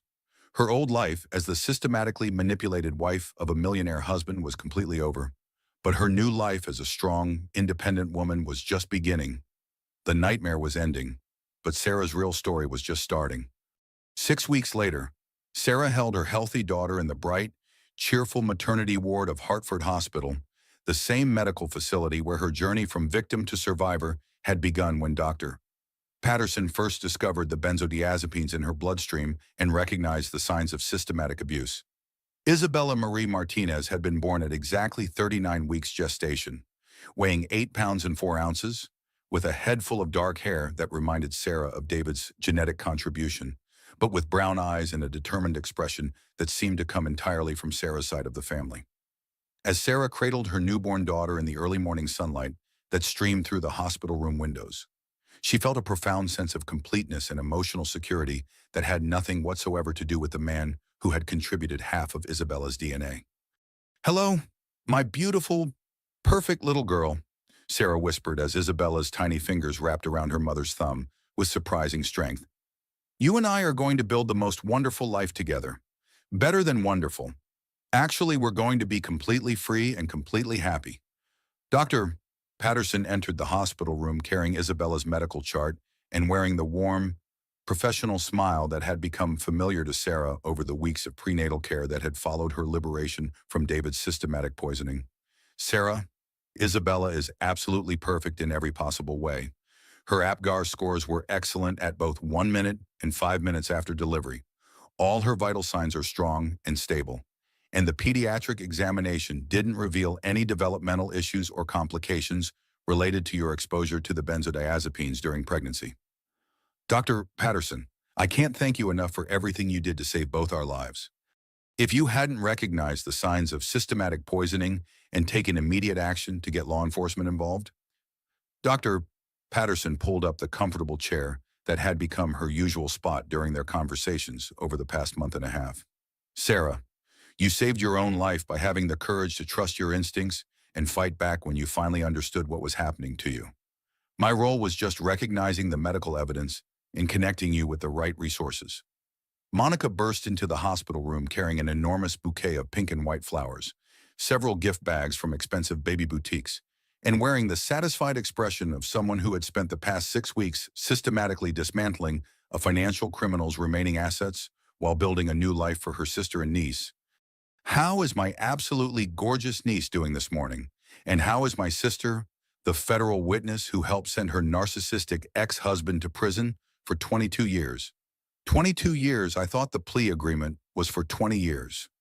Monica set down her packages and pulled up another chair beside Sarah's hospital bed.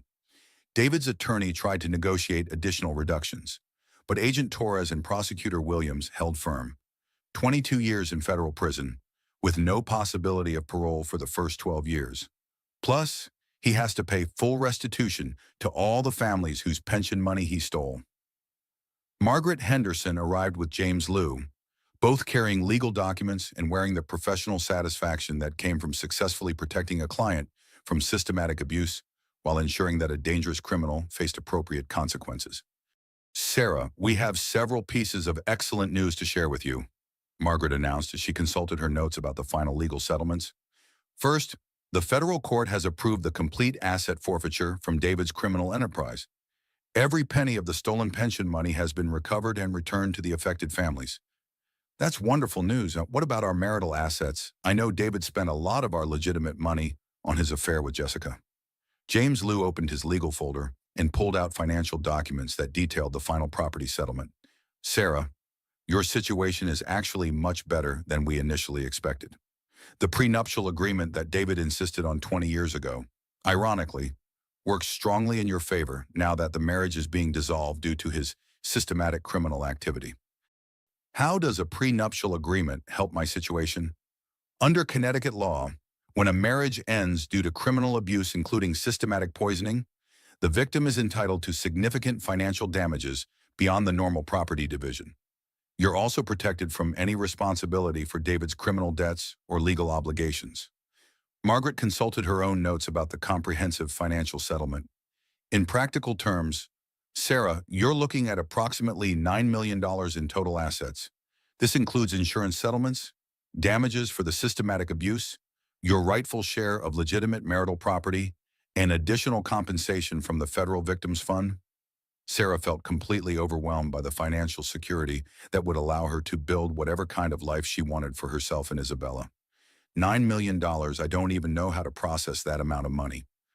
Monica moved to sit on the edge of the hospital bed, careful not to disturb Isabella's peaceful sleep. Sarah, you've gone from being a systematically abused wife to being a financially independent woman in less than 2 months? Do you realize how incredible that transformation is? Carmen Lopez appeared in the hospital room doorway, carrying a small gift bag and wearing the warm, maternal expression that had replaced her usual professional investigator demeanor during the weeks she had spent helping Sarah rebuild her life. Mija, how are you feeling today? And how is this precious little princess who's going to grow up knowing that her mama is the strongest woman in Connecticut? Carmen, I still can't believe how much my life has changed since that day I collapsed at David's wedding. Sometimes I feel like I'm living in a completely different woman's life. Sarah, you're not living in someone else's life. You're finally living your own life for the first time in 20 years. David spent decades trying to convince you that you were weak and dependent, but really you were just temporarily suppressed by systematic abuse. Dr. Patterson checked Isabella's vital signs and feeding schedule while the conversation about Sarah's new life continued around them. Sarah, I need to ask you about your plans for the future. Have you given any thought to what you want to do with your newfound freedom and financial independence? Sarah looked around the hospital room at the women who had literally saved her life by recognizing the systematic abuse, gathering evidence of the criminal conspiracy, and supporting her through the federal prosecution that had brought David to justice. Her sister Monica, who had left her high-paying corporate job to help Sarah navigate the legal system and rebuild her financial security. Margaret Henderson, who had prosecuted David's criminal activities with relentless determination. Carmen Lopez, who had risked her personal safety to gather the recorded evidence that made David's conviction possible. Dr. Patterson, who had identified the systematic poisoning and provided crucial medical testimony. Patricia Wells, who had helped Sarah understand the patterns of abuse and connect with appropriate resources. Actually, I've been thinking about this for weeks, and I've decided I want to start a foundation dedicated to helping women who are trapped in financially abusive relationships. Most women don't have a forensic accountant for a sister or the financial resources to hire private investigators and experienced attorneys. But every woman deserves the chance to escape systematic abuse and rebuild her life with dignity and security. Margaret's eyes immediately lit up with professional interest and personal enthusiasm. Sarah, that's an absolutely brilliant idea. Financial abuse is one of the most underreported and misunderstood crimes in America, primarily because victims often don't recognize the warning signs or know how to gather evidence of systematic manipulation. I was thinking we could offer comprehensive services, free financial forensic investigations, legal assistance, medical support for victims of systematic poisoning, counseling services, and even temporary housing for women who need to disappear while building their cases against abusive husbands. Monica was already mentally organizing the practical aspects of Sarah's vision. I could leave my corporate consulting work entirely and run the financial investigation division full-time. We could call it the Isabella Foundation, named after this little angel who represents hope and new beginnings. Carmen nodded enthusiastically while gently stroking Isabella's tiny hand. And I would be honored to head up the security and private investigation services. There's nothing I'd rather do with the rest of my career than help women escape from narcissistic ex-husbands who think they can systematically destroy other people's lives. Patricia Wells, who had been quietly observing the planning conversation from the corner of the hospital room, stepped forward with obvious professional interest. Sarah, I would love to serve on your foundation's advisory board and help develop protocols for identifying and treating victims of systematic abuse. What you're describing could potentially help thousands of women recognize the warning signs before their situations become life-threatening. Dr. Patterson smiled as she finished her examination of Isabella. And I would be delighted to consult on the medical aspects of systematic abuse cases. The healthcare community desperately needs better training on recognizing the signs of deliberate poisoning and other forms of medical manipulation that abusers use to undermine their victims' credibility. Sarah felt tears of pure joy rather than sadness for the first time in over a year. So we're really going to do this. We're going to transform my nightmare experience into something that helps other women find their strength and escape from systematic abuse. Margaret gathered her legal documents with obvious determination and professional excitement. Sarah, we're not just going to help individual women, we're going to revolutionize how the legal system understands and prosecutes financial abuse cases. Your experience is going to become the template for recognizing and stopping systematic domestic abuse before it escalates to life-threatening situations. Isabella stirred in Sarah's arms, opening her eyes for one of the first times since her birth and looking directly at her mother with an expression of perfect trust, unconditional love, and what seemed like complete confidence in their shared future. What do you think? Isabella, should mommy spend her life helping other women find the strength to fight back against systematic abuse and build beautiful new lives for themselves and their children? As if responding to her mother's question, Isabella made a soft, contented sound and settled back into peaceful sleep, completely secure in Sarah's protective embrace and surrounded by women who would teach her that courage, determination, and sisterhood were the most valuable lessons any woman could learn.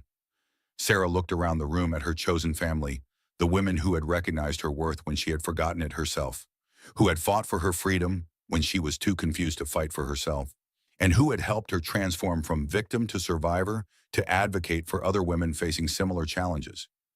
You know what I've learned through this entire experience, Sarah said, her voice stronger and more confident than it had been in decades. People always say that when one door closes, another one opens. But what they don't tell you is that sometimes you have to walk through absolute fire to reach that new door. And sometimes the person you become on the other side of that fire is someone you never knew you had the strength to be. Isabella yawned contentedly and snuggled closer to her mother, completely secure in the knowledge that she was wanted, loved, and protected by a woman who had found her own strength by helping other women find theirs. For Sarah Martinez, What had initially seemed like the worst day of her life, collapsing at David's secret wedding, while 8 months pregnant, had actually become the first day of her real, authentic, powerful life. And with Isabella in her arms and her chosen family surrounding them both, Sarah knew that this was just the beginning of the most meaningful chapter of her story. 1 year later, Sarah stood in the beautifully landscaped garden of her new home in the historic seaside town of Mystic, Connecticut, watching 18-month-old Isabella take her first confident steps across the soft grass while laughing with pure delight at her own accomplishment.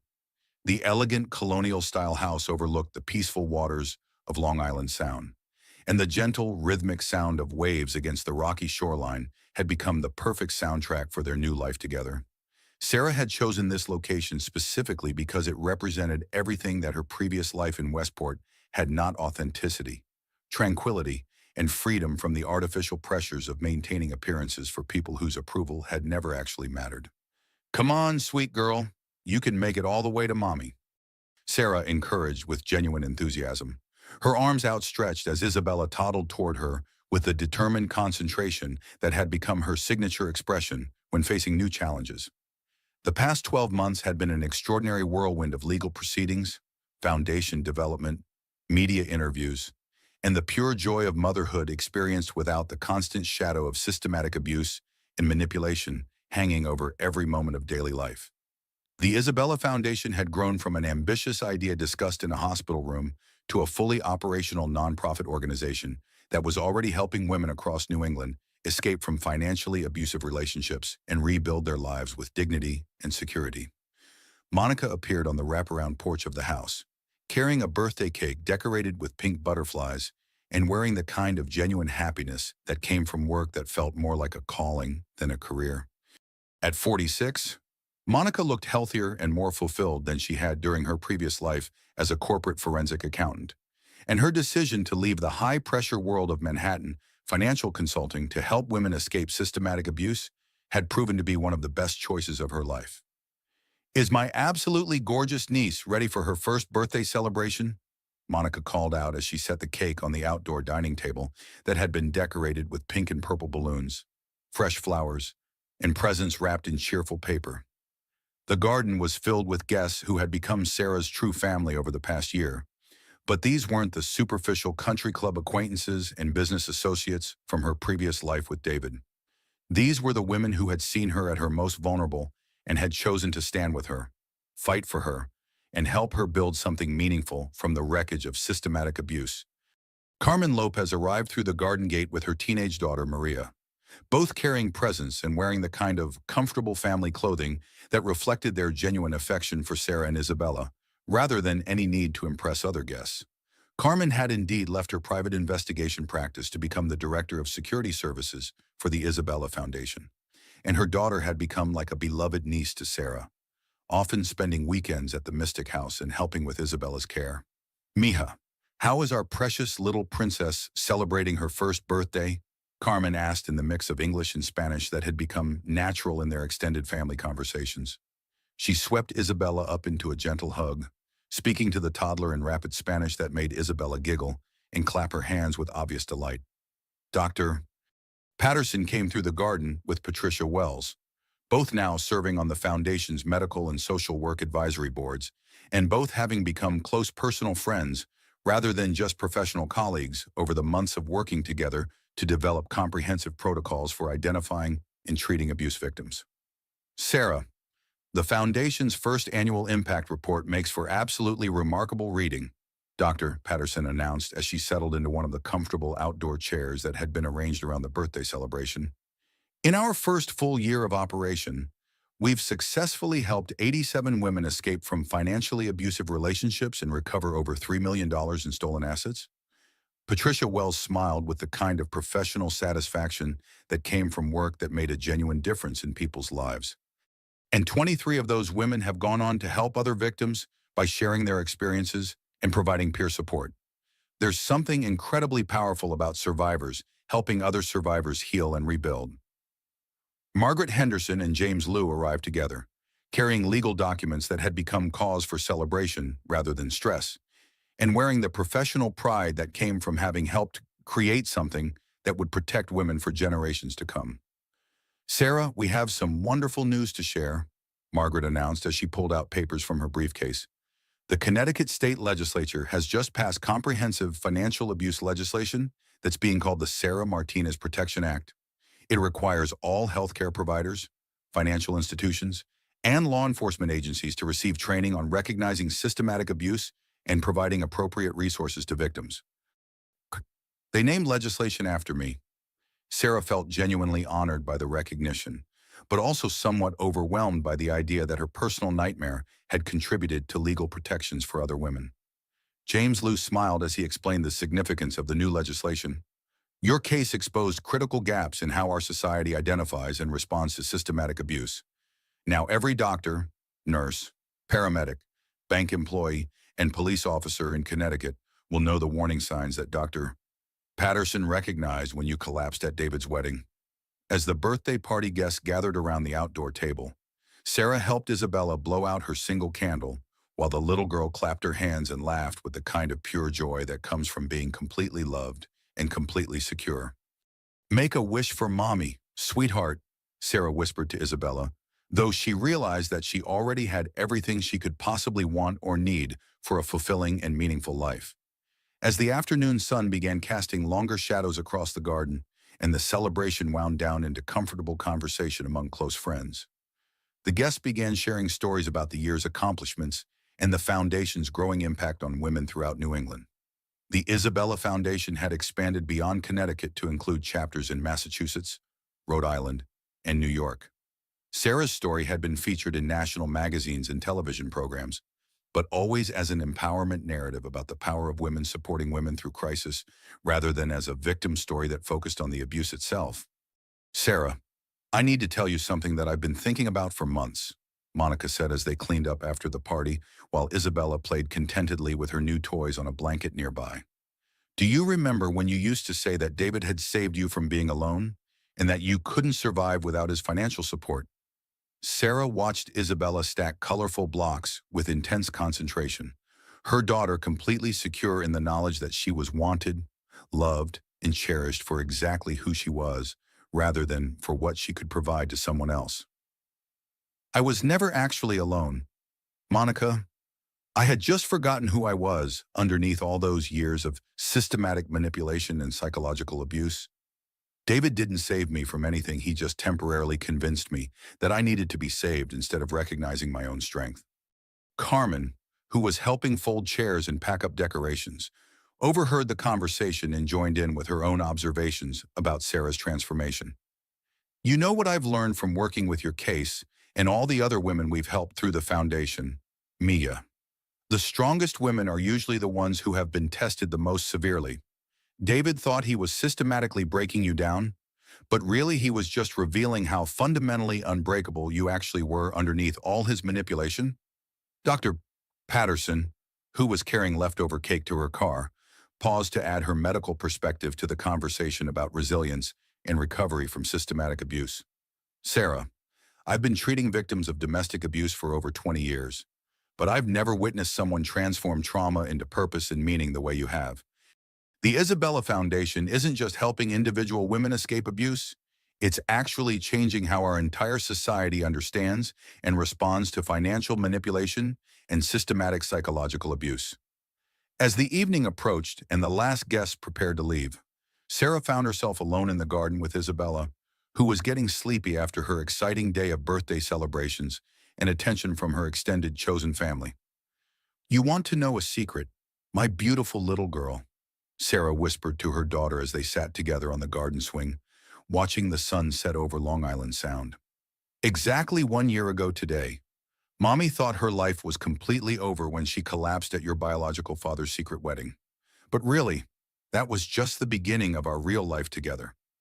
Isabella yawned and snuggled closer to her mother, her complete trust and unconditional love serving as a daily reminder of what healthy relationships actually looked like when they were built on honesty, respect, and genuine care rather than manipulation and control.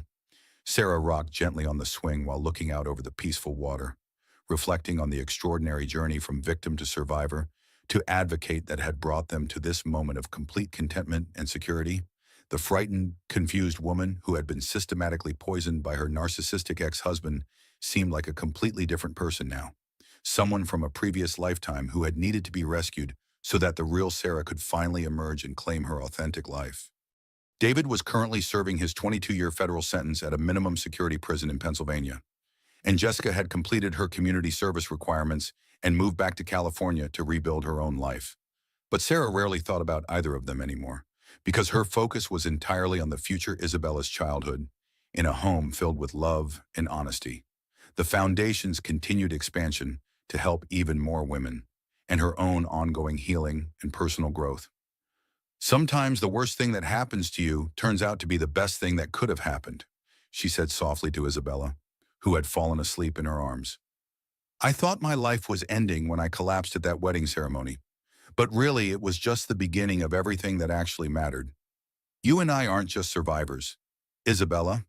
We're the authors of our own story now, and we get to write whatever kind of beautiful ending we want. The sound of Isabella's gentle breathing mixed with the rhythmic waves against the Connecticut shoreline as Sarah carried her daughter into their home, their sanctuary, and prepared for whatever adventures tomorrow might bring. She had learned through direct experience that midlife transformation wasn't just possible. It was incredibly powerful when approached with courage and determination. Financial independence after 50 wasn't just a hopeful dream. It was an achievable choice when women supported each other and refused to accept systematic abuse. And the phrase, women supporting women, wasn't just an inspiring slogan. It was the fundamental force that had literally saved her life and given her the opportunity to save other women's lives in return.